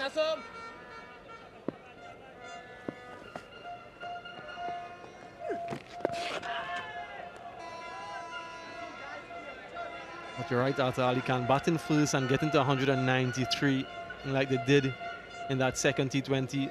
Not much pressure on. Chasing is a different proposition altogether.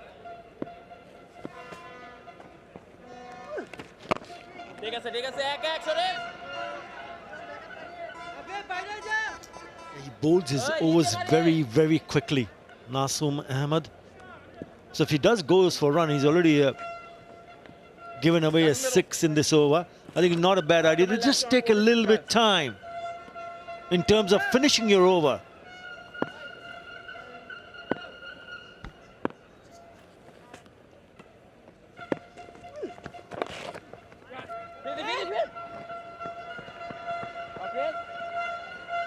Couldn't stay on his feet there.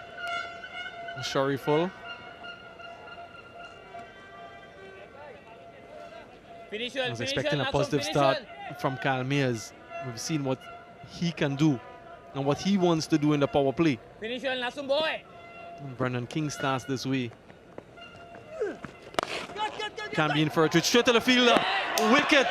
So after being struck for a 6-second delivery, he finishes off the over with a wicket, and just the start that they were looking for, Bangladesh.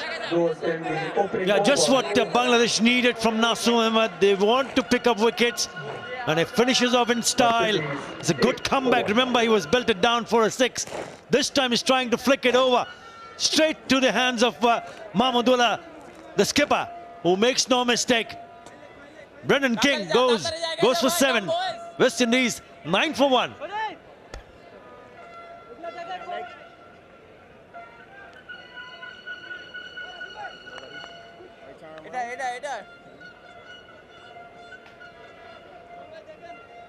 Bye. Riyad bhai, लेकिन mid wicket ने score leg.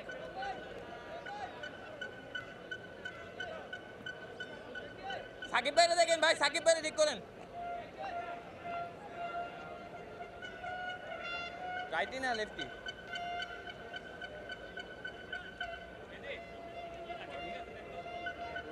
Shamar Brooks in this pivotal number 3 position for the West Indies.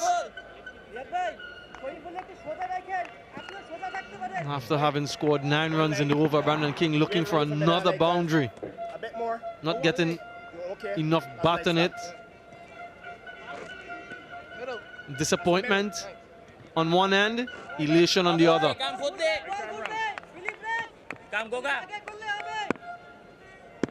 Mahdi Hassan.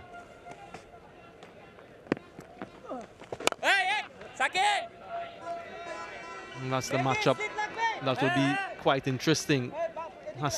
Mahdi Hassan to Kyle Mayers. Got him out in that second T20 International Bowl. Quite a guileful bowler. Danda.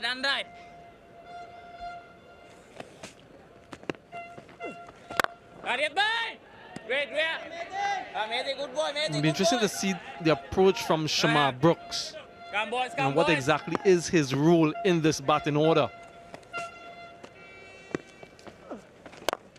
Over the top, good timing, off the mark with a boundary.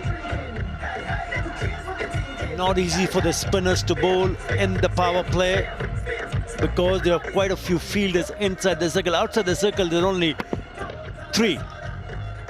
2, beg your pardon. So whenever he sees an opportunity, he seizes it. It's a little bit fuller, beautiful, lovely shot over the top for the boundary. He's one of those players who times the ball really well, Shamar Brooks.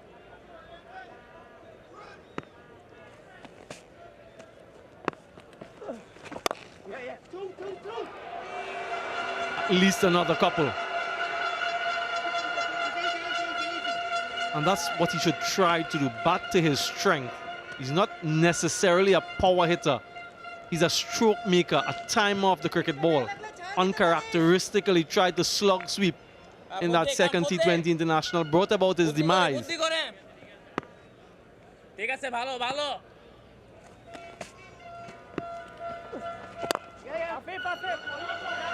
Yeah, just look at that timing.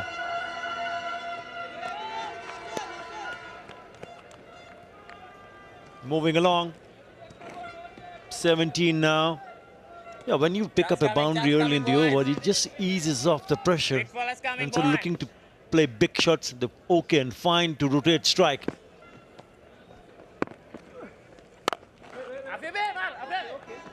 A dot to end, 2 gone, 17 for 1.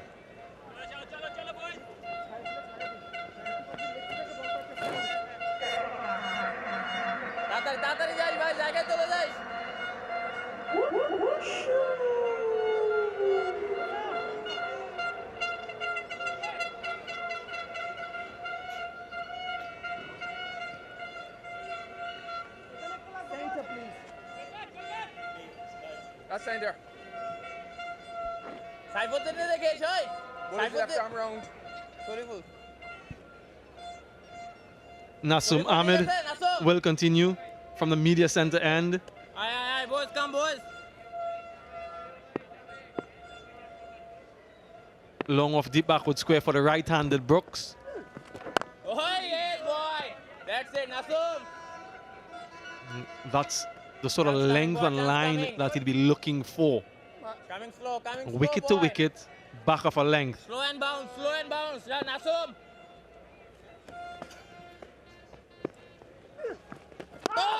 What a delivery. Brilliant. Didn't bring him a wicket, but it will put a lot of doubts in the batsman's mind. That's the reason why there's a slip in place. Have a look at this delivery. Turn, bounce, goes past the bat. Beautifully bowled. In the gap, 1 bounce. Slug sweep from Shamar Brooks. The margin of error is minimum in terms of line and also in terms of length. Again, onto the stumps, onto the pads, knowing that there's open spaces on the onside, so easy pickings.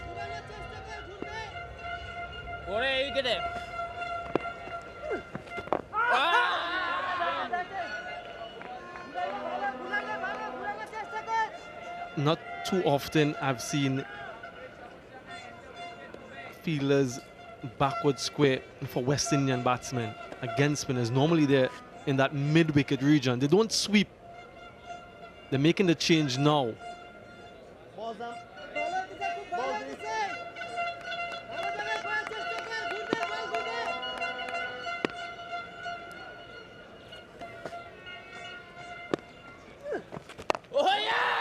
And what this field does, it asks them to play across the line a little bit more. Brandon King smashed the first delivery for 6, much fuller in length. The adjustment made, couldn't get under it enough, and hence he was out caught.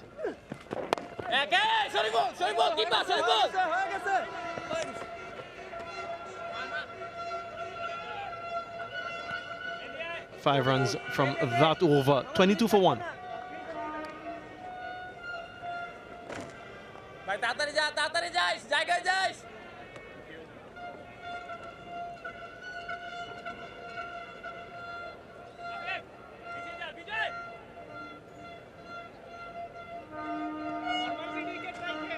ভাই আফিফ রে কি টো দিয়ে ঘুরাই দিবেন না ঠিক আছে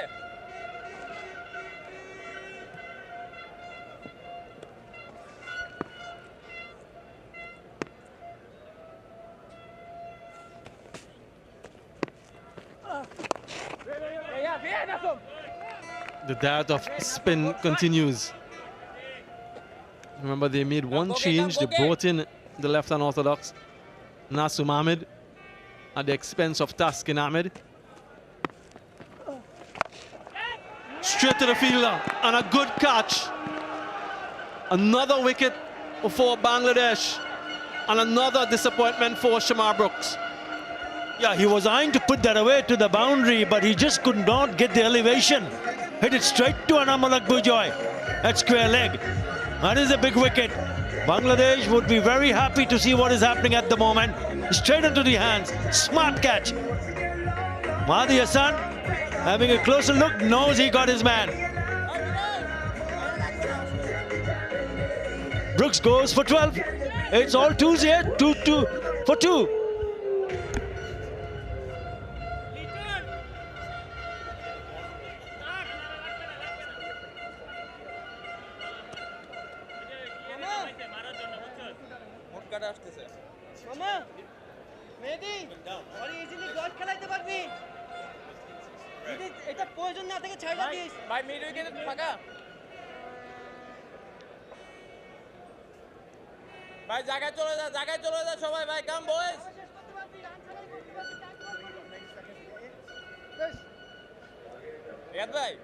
Surprise, surprise.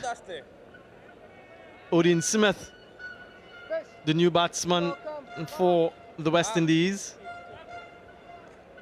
Look at that strike rate.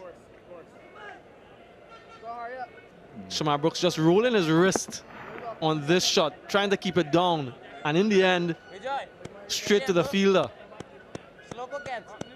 Just wonder if he might be thinking he should have tried to go over instead of hitting it down. Too late now anyway. Now this is going to be interesting, Atta. Odin Smith has been sent here to do a specific job. Fast ball, boy, come. Yes, that's it, Gogi. Mahdi Hassan will not mind that at all. I hear you. But I think the role that he needs to define himself as a pinch hitter here. He has gone for it. It should be cut off in the deep. It is just a single.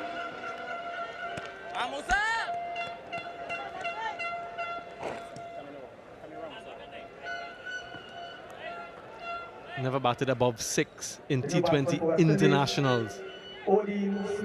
Odin Smith has played this type of role before in the CPL for the Guyana Amazon Warriors. Has made 3 innings at number 3 for them.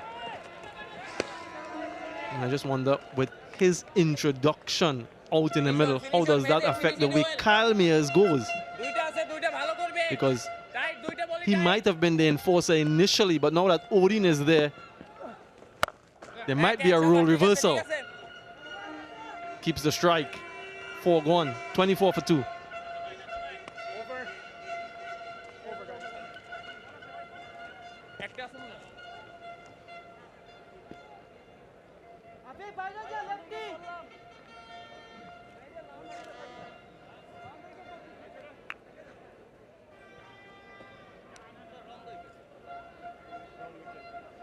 At the end of over number 4, West Indies 24 for 2. Coming left arm round.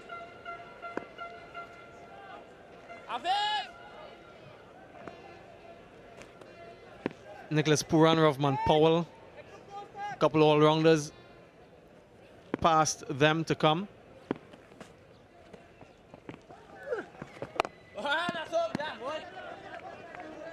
Odin Smith has also been introduced to keep that right-left combination going. Nicholas Pooran had come, 2 left-handers. They've been a favorable matchup for the off-spinner. He seems to be holding when he bowls it into the surface. Yeah, he's a clever bowler, very clever bowler, reads the situation very, very quickly. Now he's going round the wicket.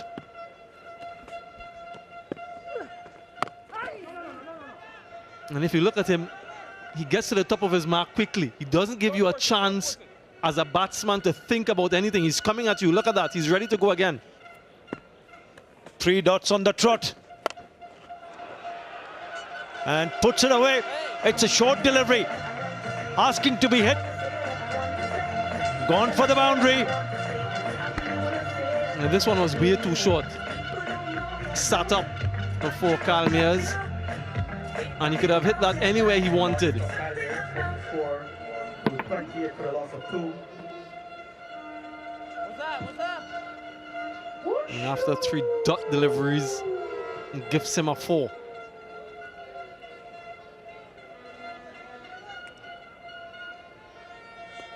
What Bangladesh did really well in their power play, they rotated the strike. So in amongst the boundaries, they were getting those singles. Well, that's not a single. That's a massive blow for 6. So he's followed up the 4 with a 6, 10 from 2.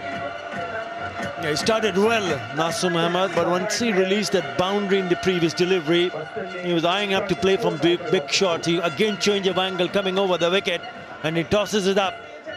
Well, he's not going to miss out on that, Mayers. He says, thank you very much.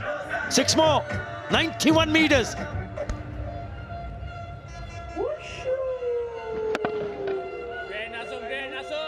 Finish it well, finish it well.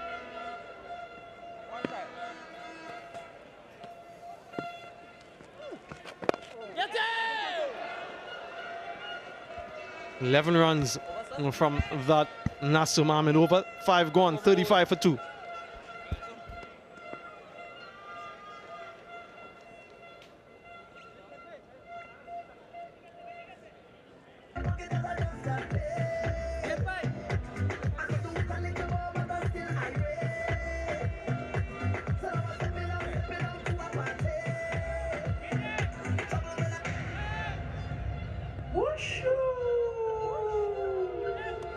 One wicket from here, boys.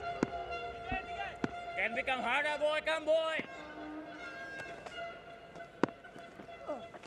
Yeah, that's it. West Indies going at 7 runs per over in this run chase. Soft tight, hai. Sujog korbo. Sujog nibo tore. Hey, Shabash, shabash, shabash. Usually quite good in this phase of the innings, the power play phase. Scoring rate generally high for the West Indies.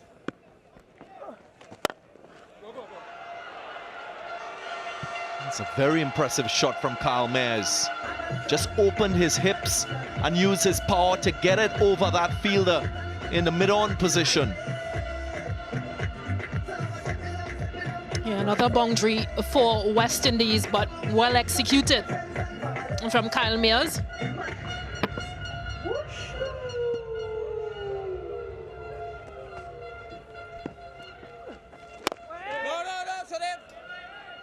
Shakib Al Hasan will know of Kyle Mayers and his power, so his length can't be too short, which will allow him to rock on to the back foot and choose his spot.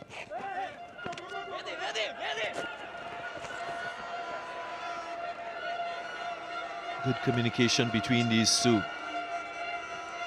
Strike now to Udeen Smith. And it's good bowling so far from Bangladesh. First 4 overs and picked up 2 wickets. And 2 important wickets at that. 5th over went for 11 runs. But good on West Indies to just use that power play. Just 2 fielders outside.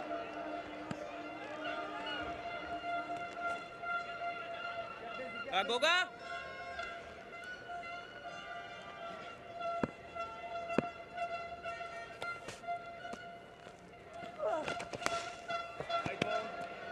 Wide again. We're waiting to complete this power play phase. 2 balls ago, there was an opportunity for the stumping. Not to be.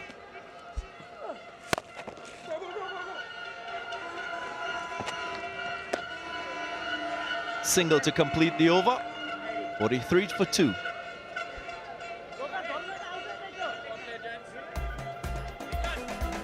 Well, one thing you will see when you're watching the West Indies batting in T20 International, you will see lots of strokes, lots of big shots over the boundary line. We saw that Also saw a few wickets falling. Brandon King, Shamar Brooks.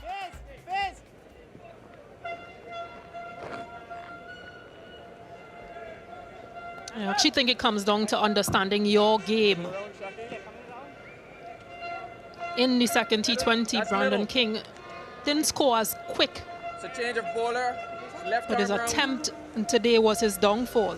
Try to score a lot quicker, try to be a bit more aggressive, but it just wasn't meant to be.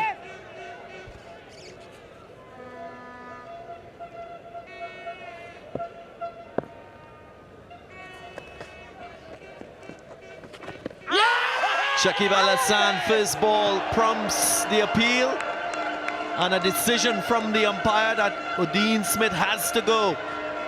No review, not taking it. Third wicket now.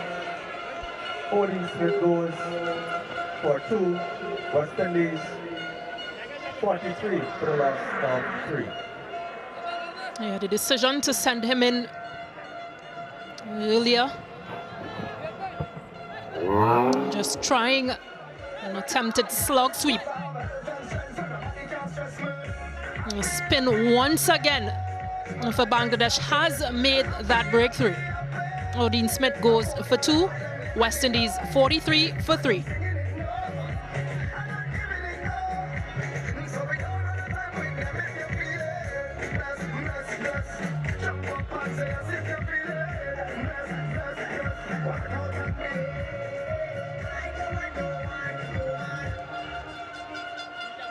The new batsman for West Indies, the captain, Nicholas Pooran.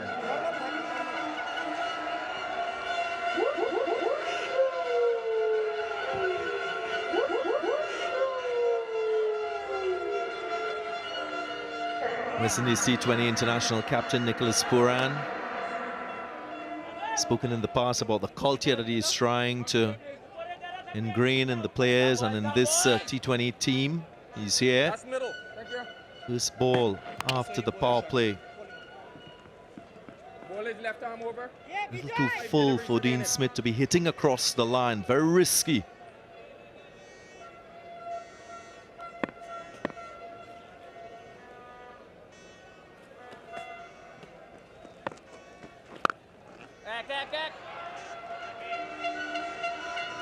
Off the mark, and this equation will be a bit more challenging for the captain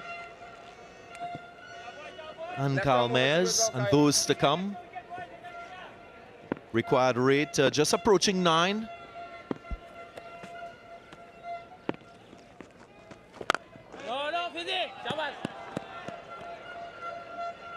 Can actually see Carl Mayers just checking that shot.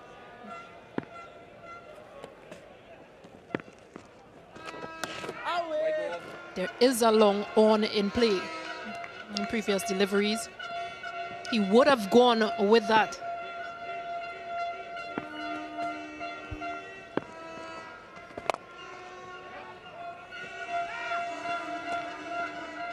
Nicholas Pooran will also be thinking about what was achieved in the power play. Just over 7 runs per over scored in that phase.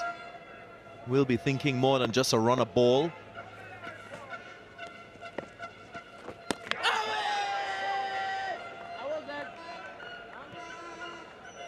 Such a wily customer, Shakib Al Hasan. No turn on that delivery. Got the better of the West Indies captain, playing for that ball coming in.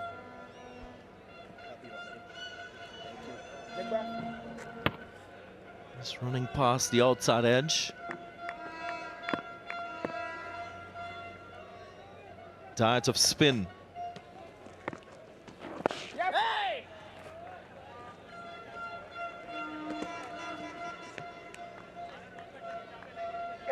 Seven of us gone, 47 for 3.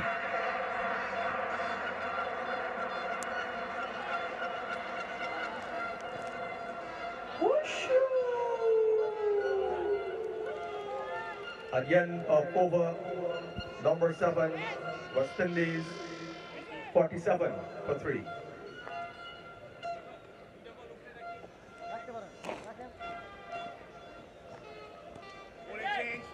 arm round.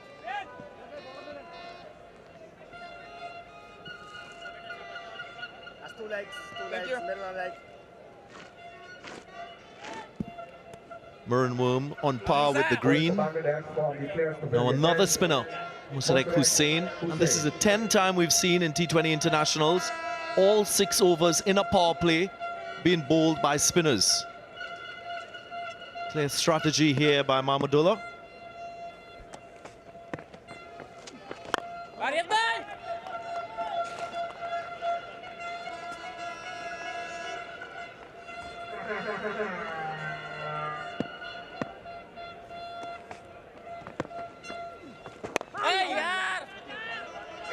The situation will test the skill of the West Indies batters.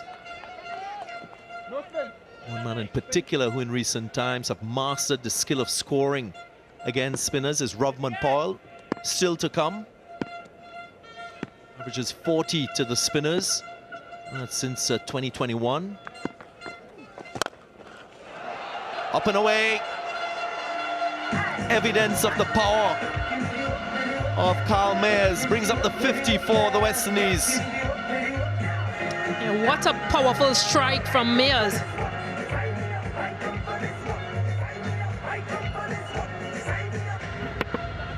Dropped too short and he stands and delivers. That massive 6 is brought up the 50 for the West Indies. You can just hear the sound of the bat. So good.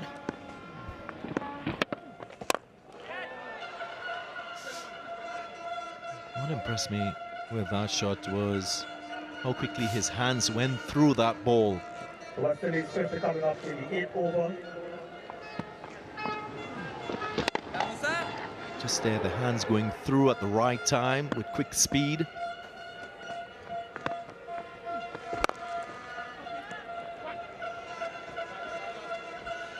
Nicholas Pooran will play a supporting role. He will have a target in mind at a particular stage of the innings. Nearing the end of the 8th over, I'm sure they'll be thinking about a goal at the halfway stage without losing any more wickets.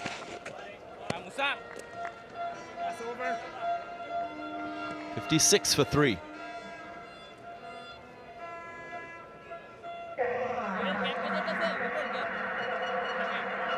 At the end of over number 8, West Indies 56 for a loss of 3. Remember, the target is 164.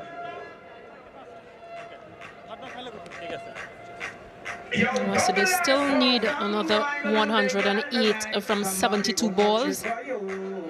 Somebody go touch it.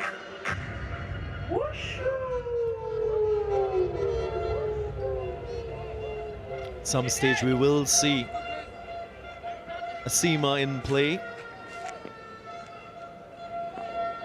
And here he is. Mustafizur Rahman. First seam option used by Bangladesh in this innings. And I'm sure we'll see a lot of cutters from him. Not just slow deliveries, but deliveries where he will roll his fingers across the seam in an attempt to get grip off the surface, take pace off the ball.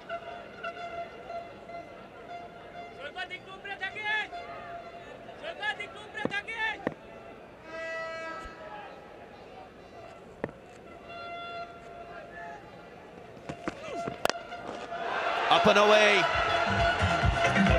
He usually targets the first 3 deliveries in an over for a boundary. And he's done that quite well on this occasion. Yeah, just not allowing Mustafizur to get too comfortable. Advances Nicholas Pooran and goes for maximum 79 meters. It does, it puts a lot of pressure on the bowler now to respond.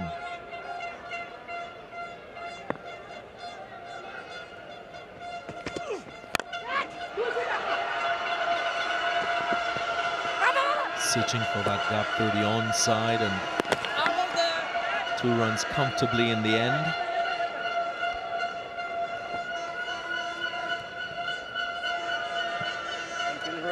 That type of approach from Nicholas Pooran just throws a bowler off his initial plan.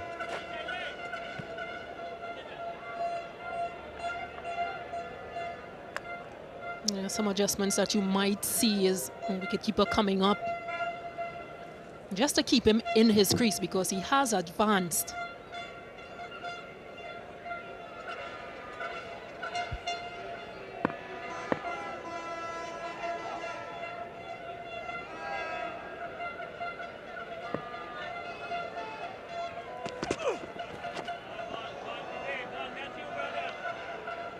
Piece off that delivery. What Pooran should also be aware of is the fact that as a left-hander, he's hitting into the wind, leg side. That's a mere top spinner, just rolling on the seam.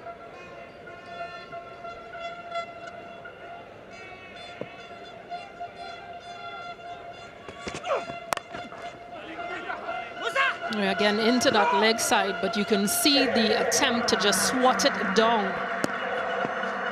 I mentioned that bigger boundary.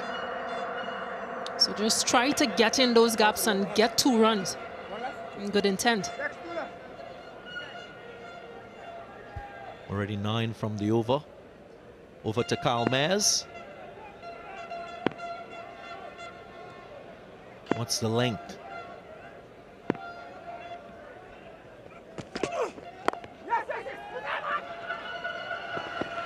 Piece off into the pitch, really good option. Mayers didn't look like he was ready for that single, but Nicholas Pooran is so quick in between the wickets.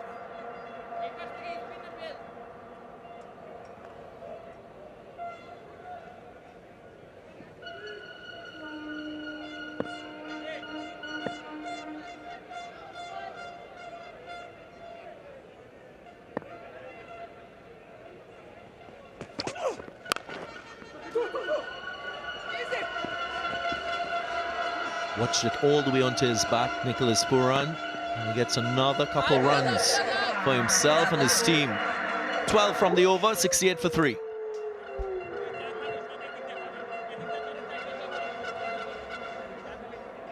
Yeah, good communication between this pair. Partnership of 25 growing. Mayers on 27, Pooran on 15. Still another 96 needed from 66.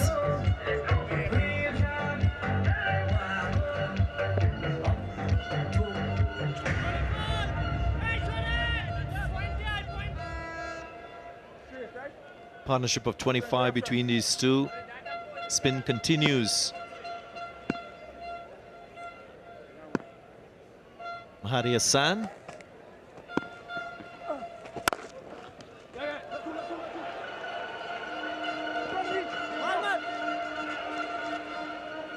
Nice little crowd in for this game, this last T20 International. Not a chance of being in the good fortune area where a lot of fans in that area said that they were going to come down to the game and for the ODIs to follow.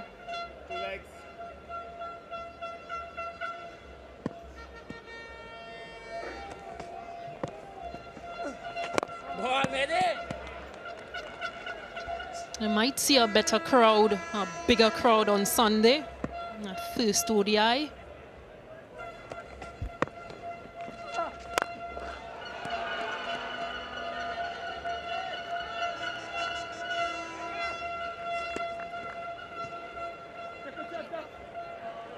Of course, Bangladesh behind in this series. The West Indies leading 1-0. A win here for Bangladesh will level the series.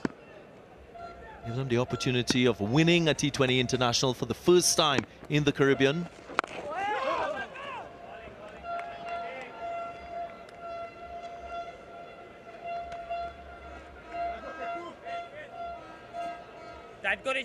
Good ball, Mehdi.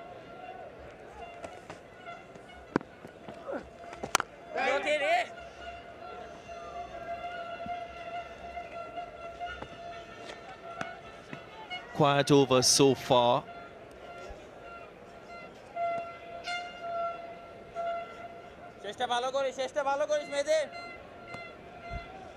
Nicholas Pooran might be looking for a boundary. None so far.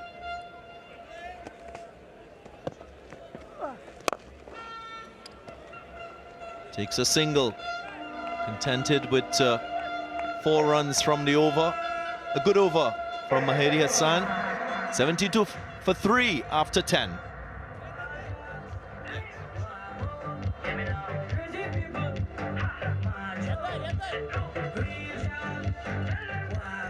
Before this T20 international, of course, Nicholas Pooran at the top in terms of leading run scorers in T20 international, and that is after the last men's T20 World Cup.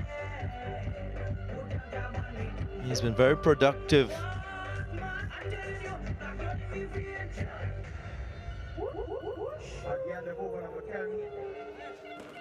Leading run scorers in T20 internationals after the last men's T20 World Cup. Nicholas Pooran, the West Indian captain, at the top. Ravman Paul on that list in the top 5 as well, and Brandon King too. 3 West Indians doing very well in this format. Of course, this innings taking Nicholas Pooran beyond 500 runs. Oh dear, another misstumping. Difficult one, but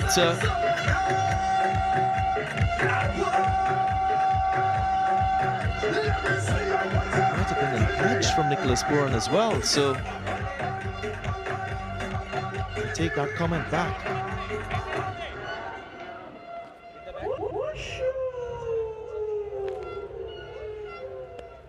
Run signaled by the umpire.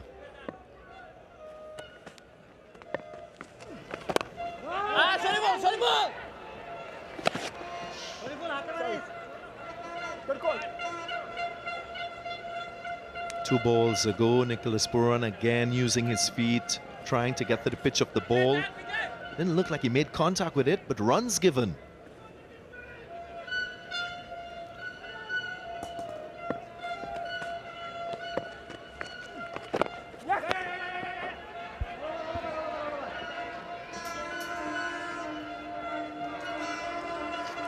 As Bangladesh continues to apply the pressure on West Indies. That was a couple of deliveries ago. Nicholas Pooran advancing down the track, got a little edge.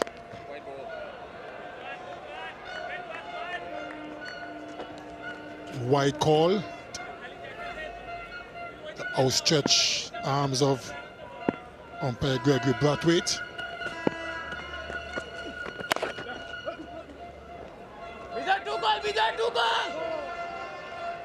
As I wait patiently for my good friend and co-commentator Ian Bishop to get into his seat. Good afternoon, Mr. Bishop. Hello, Kirtley. Hello, everyone.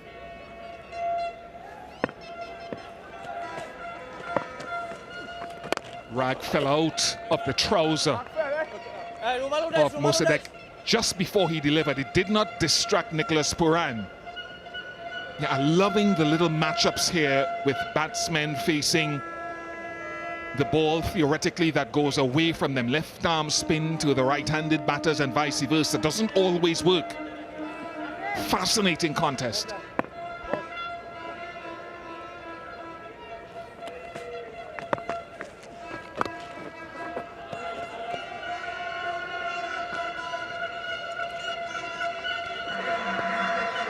Eleven overs completed, 80 for 3. At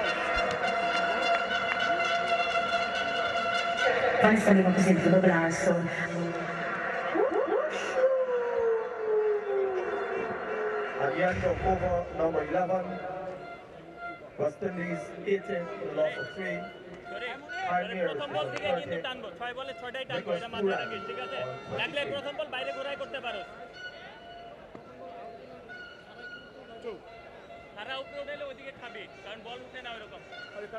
over. Thank you. Change the bowler, left arm over.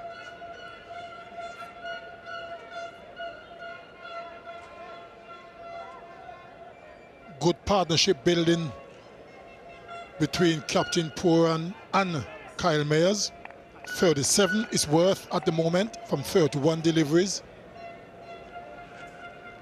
Bowling for Bangladesh from the Players Pavilion end. West Indies need another 84 runs from 54 deliveries to win this third and final T20 game.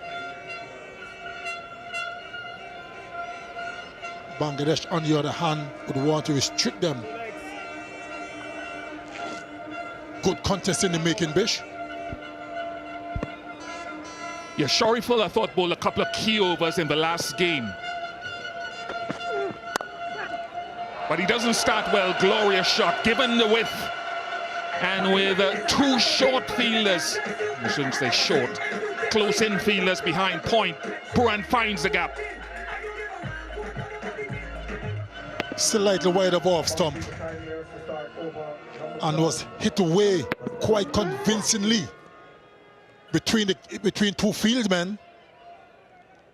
4 good runs for Nicholas Pooran and the West Indies.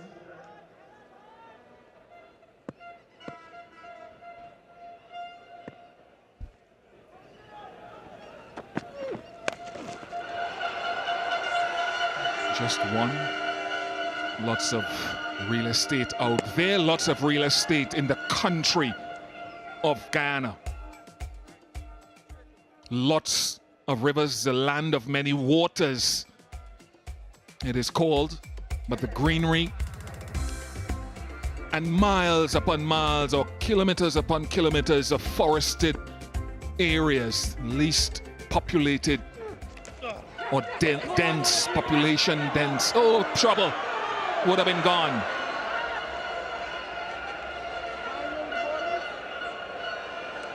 One of those empty parcels of real estate almost caused the downfall of Pooran. I'm not so sure, and I'm not convinced there was a single there. The shot that Kyle Mayers played, a pull shot, he was in no position to go for that single. A little bit over ambitious that time by Captain Pooran. But fortunately for him, he's still there.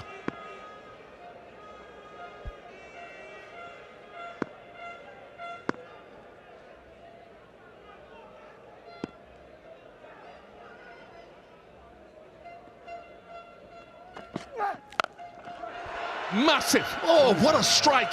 It's as though Kyle Mayers knew that was coming.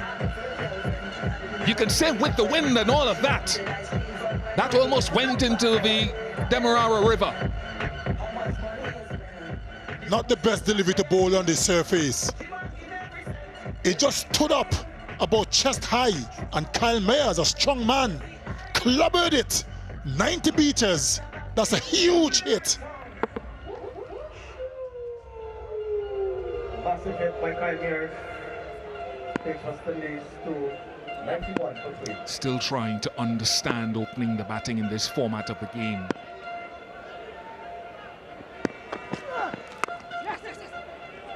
Because he hasn't done it that often, and even at domestic T20s,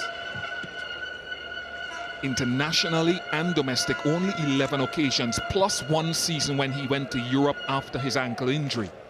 So understanding when to go, when to pull back, depending on who he's batting with and who's been dismissed, is still a learning curve for him. But you can understand why they've put him up there, given his hitting potential and batsmanship.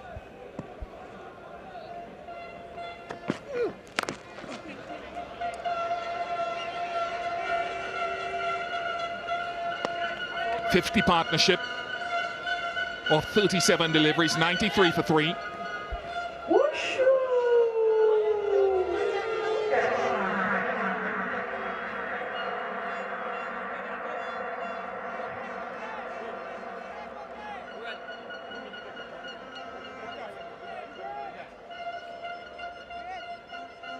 At the end of over number 12, West Indies 93 for a loss of 3.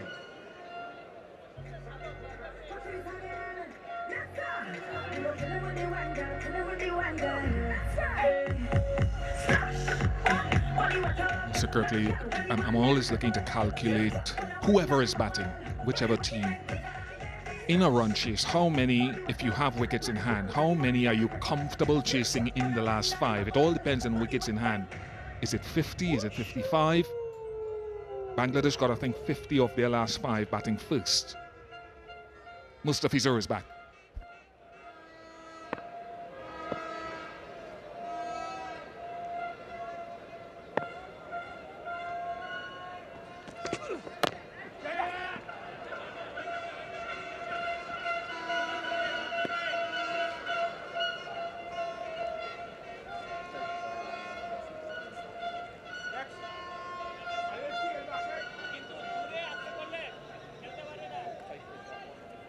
West Indies needs 70 of 47 deliveries.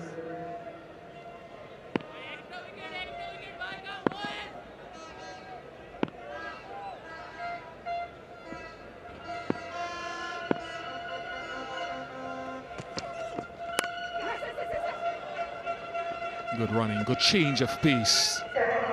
Mayers had to reset his downswing to make contact. I'm looking at the batting to come as well.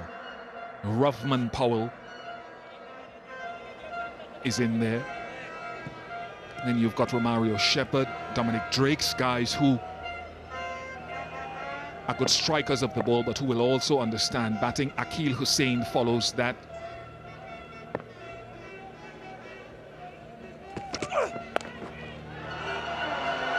Lovely pickup shot.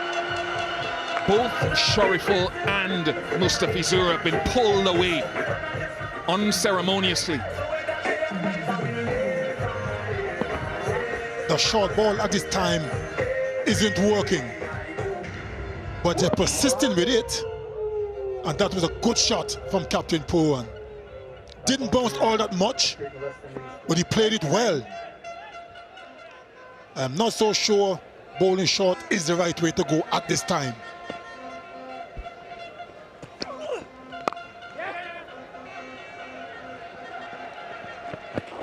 That was a better delivery, taking the pace off.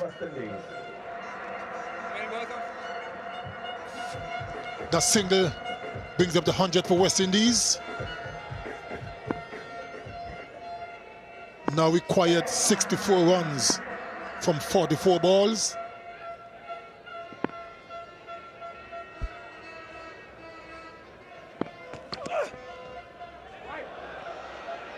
Wide called by umpire Gregory Brathwaite, and they're persisting with the short pitched delivery. One for the over, gents.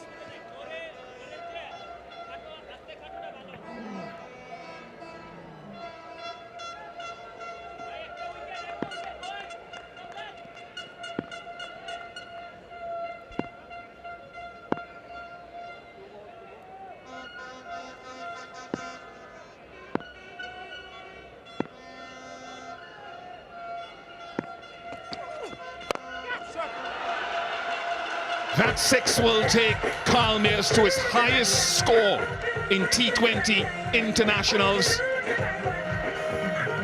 His control and holding his shape was something to behold. Back up the arm, slow delivery, but was a bit too full, and Kyle Mayers took full advantage. That was powerfully struck over the long off for 6. Good thinking by Mustafizur, but the length was just wrong. They're too full. The seamers are traveling what they've traveled so far. Can the fish pull it back?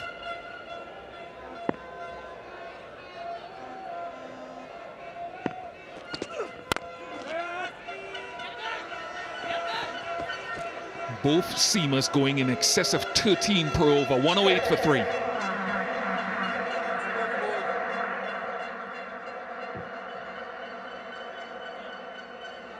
At the end of over number 13. I'm surprised if they return to spin again.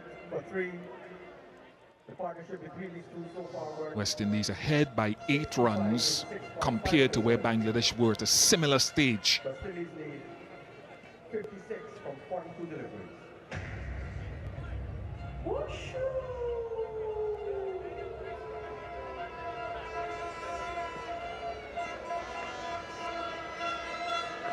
West Indies traveling well at the moment. 56 required from 42, 7 wickets in hand. And after the seamers have traveled, at least Shariful is out of the attack. Mossadegh. Top class. 50 for Carl Mayers, his first in T20 internationals, and he's played with such control ferocity. It has been impressive. And the crowd here is loving it.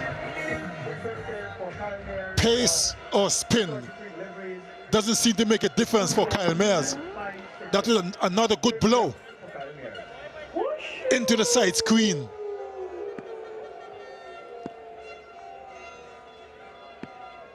An acknowledgement as well.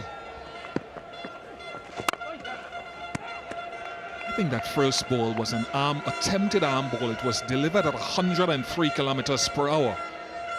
And too full. It's right in the sweet spot of Kyle Mayers. He continues to grow. Not easy across formats.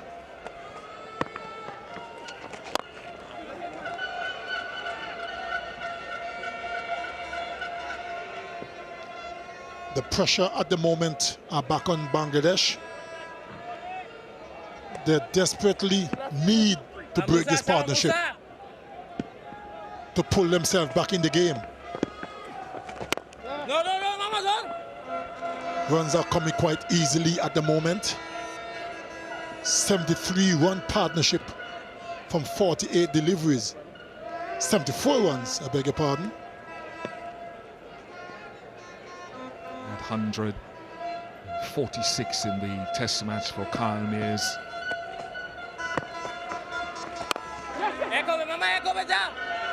And now showing great skill, knowing when to accelerate, knowing when to apply his power, but also knocking it into gaps.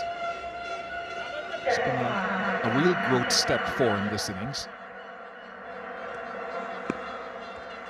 That's what I like to see more often from the West Indian players. Ones and twos in between the power hitting. And we've seen quite a lot of that in this inning so far, which is really, really good to see. 14 overs gone. 119 for 3.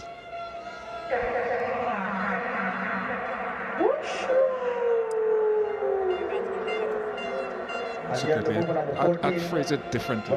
I'd say lessening the dot balls. However you choose to lessen it, whether it's by boundaries, twos, singles, reducing that dot ball count, so important for the West Indies. I'll come back to it.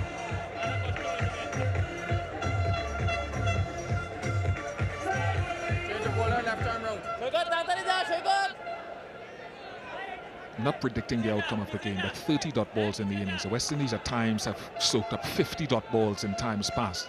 So however you choose to reduce the dot ball count, because you know that you've got power to hit boundaries, it certainly releases any pressure you might feel as a batting unit. Nasum Ahmed.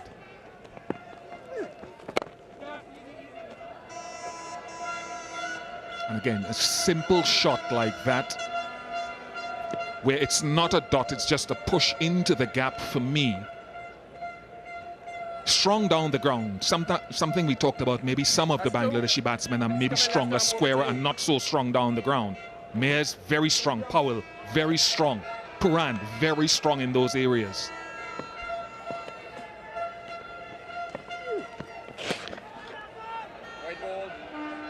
Wide called, drifting down the leg side.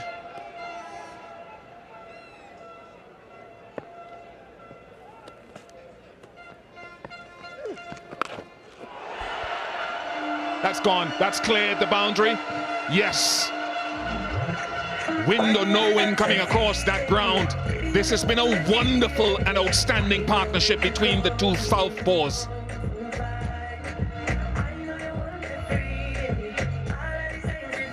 The pressure is mounting on the Bangladesh bowlers.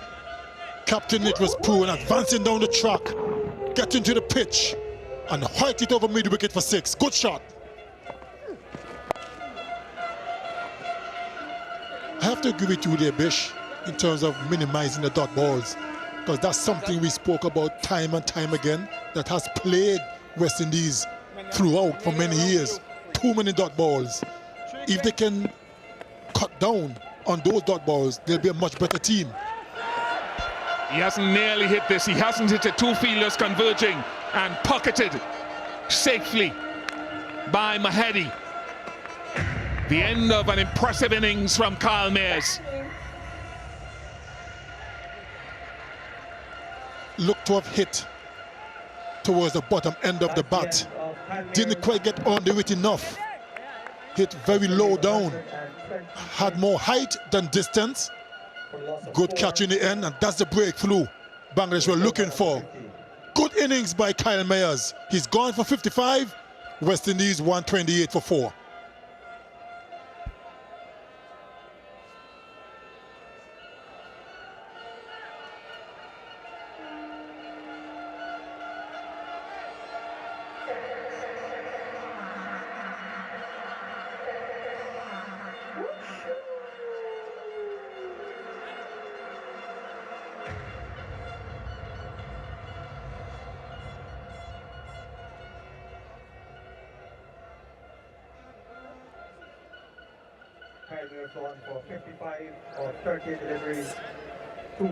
Captain and vice-captain at the crease, Ruffman Powell, whose innings was largely responsible for the West Indies' victory in the last game. And the reason he's at the crease is because of this, the dismissal of Kyle Mayers. Good catch, ball hitting the toe end of the bat.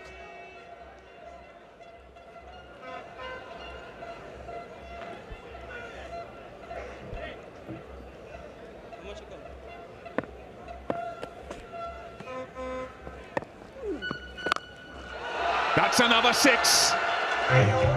This is impressive from Nicholas Pooran as well. His 9th in T20 internationals and 6th since the end of the T20 World Cup last year. The leading run scorer in this format of the game since then. Applause from his teammates.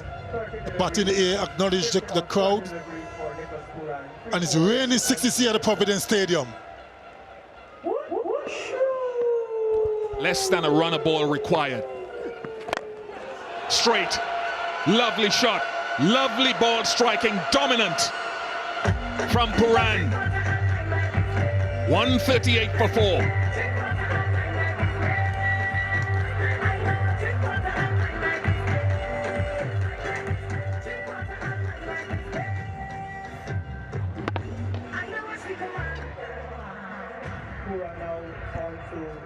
Good straight hit, deliberately looking to get in line and go straight rather than across it. That's one of the hallmarks of good batting.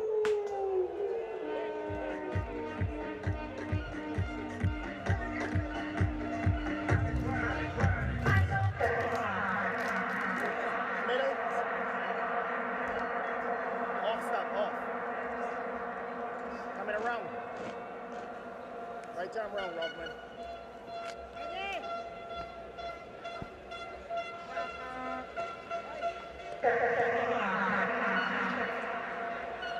Some incredible ball striking from the West Indies in the last few overs or so. Impressive batting all round. And that too in consecutive T20 international matches. It's something that this team has been trying to do for a long time. Consistently bat well.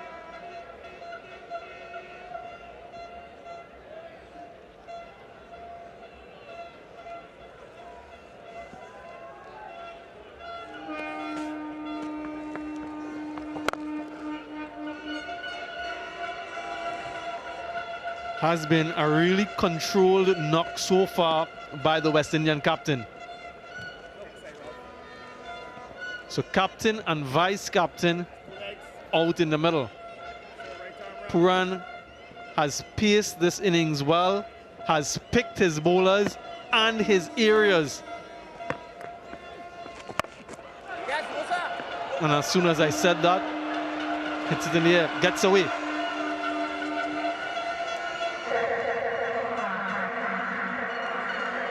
Yeah, what about the role played by Kyle Mayers?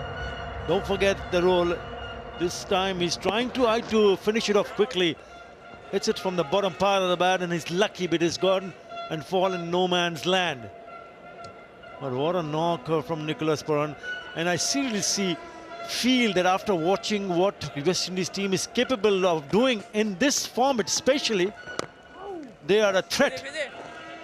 And I'm talking about the World Cup here, Samuel Badri. I reckon this team can go a long way if they play this brand of cricket from here on.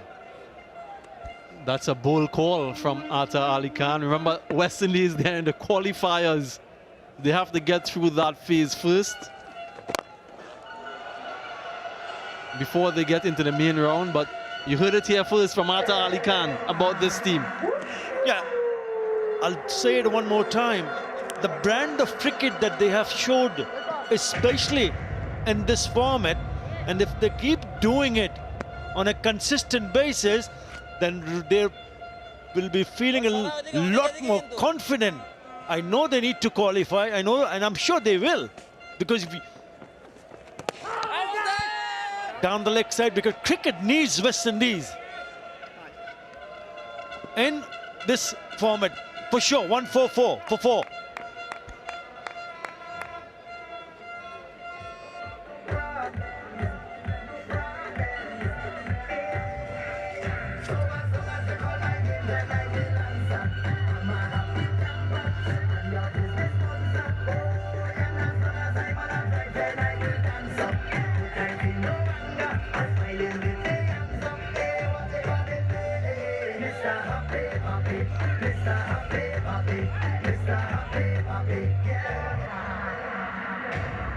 I get the point you're making, Atta Ali Khan, in terms of the brand and the intent, particularly through the middle overs.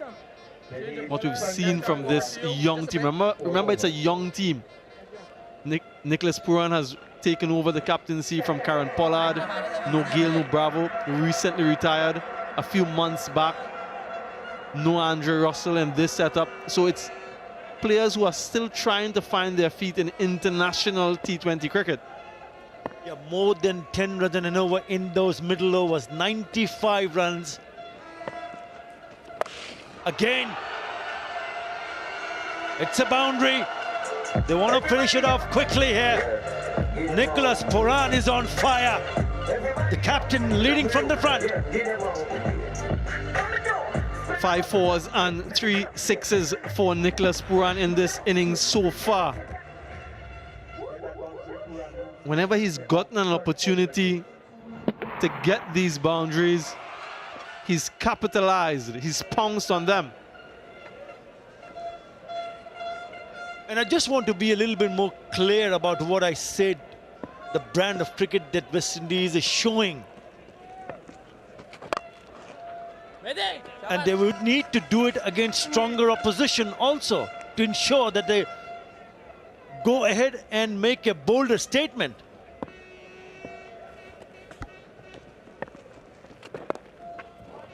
And after this game, Atta Ali Khan and viewers and everyone else, West Indies have 5 T20 internationals against India. And beyond that, 3 T20 internationals against New Zealand. So talking about different opposition, stronger opposition, that's on the horizon right here in the West Indies. Left arm round to you, Robman. Straight off you. So they'll want to continue this attractive and entertaining brand as we get closer to that T20 World Cup.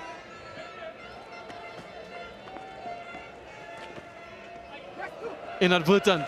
Tried to get this one on the leg side, goes on the offside. Wouldn't get to the boundary, but he'll get, well, almost 3. I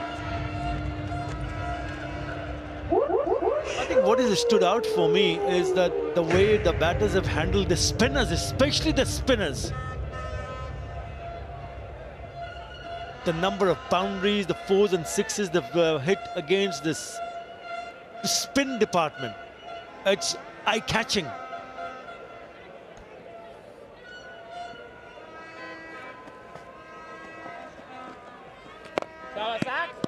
Rahman Powell in that last game in Dominica was phenomenal, wasn't he? His ball striking against the spinners, as you're mentioning, was absolutely phenomenal. One over in particular, he took 23 runs off Shakib Al Hasan. 152 for 4.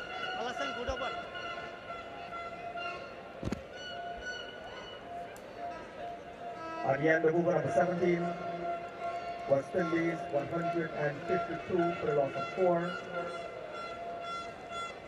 12 needed from 18 deliveries.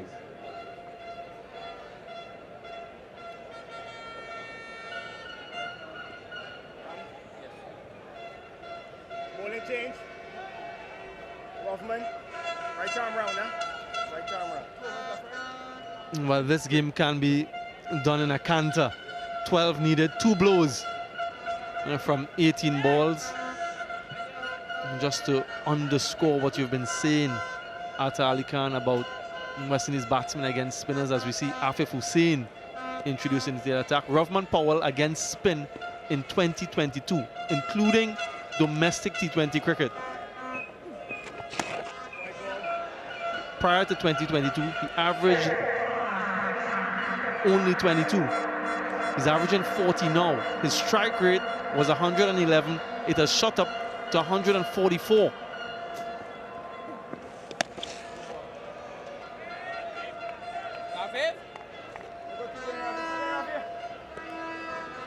And balls per boundary, 5.6 balls per boundary as compared to almost 9.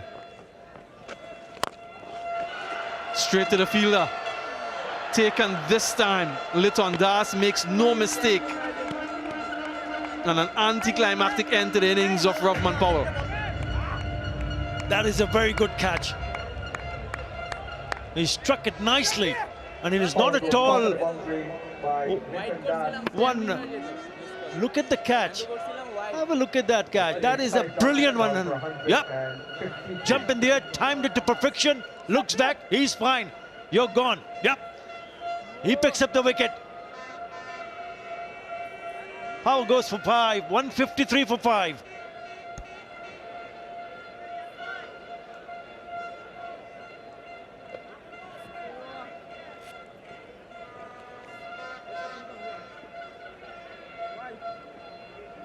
Liton.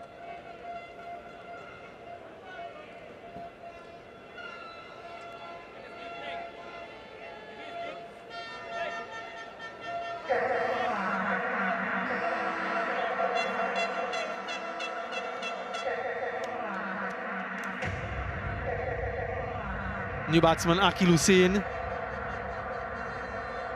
for the West Indies ahead of Mario Shepherd. The new batsman for West Indies, Akil Hussain. Didn't get enough elevation on this one. 11 from 16 deliveries. Rovman Powell had to stretch. Would have gone for 6. But plucked out of the air by Liton Das. Yeah, 2 legs right there. Bowlers, right arm round the wicket to Akil. 4 to come.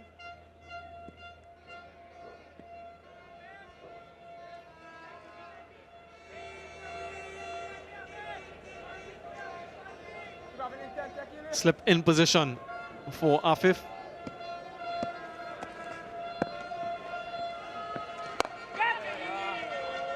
Off the mark immediately. So you've been impressed with the way they've gone with spin. I've been impressed with the dot ball count. Something that they've been talking about for a long time, trying to decrease that. 43, I think, in the last game. Just in the 30s now. I know it's a few overs left, but if they can keep that in that early 40s region and even try to get lower, that would be a great achievement. It's been hovering in that 50 mark for a long time. Another magnificent shot, inside out, over extra cover, goes all the way. Nicholas Pooran is on fire. That's the 10th 6 of the inning. 5th from the bat of the skipper, Nicholas Pooran. And he's been exceptionally good while picking up and trying to play a big shot. His shot selection has been spot on. He scratched that away on the top of the fielder in cover and goes all the way. What a player.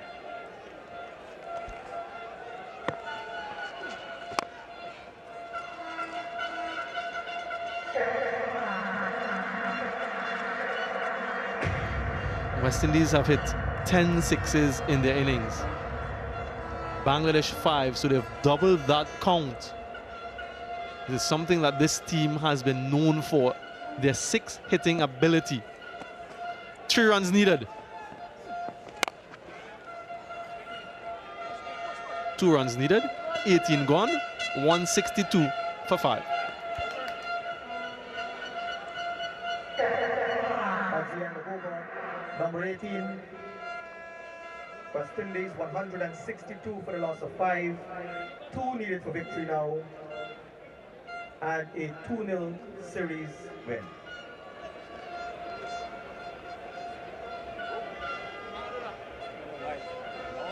It's been a while, huh? Long. It's been a while.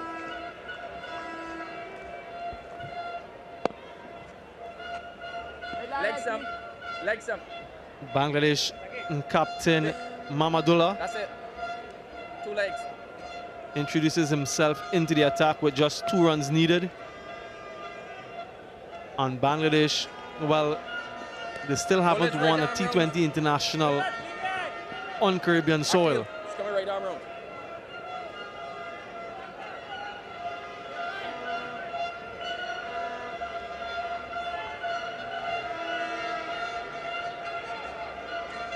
Now, Mamadullah would have been very disappointed from the seamers. Very expensive.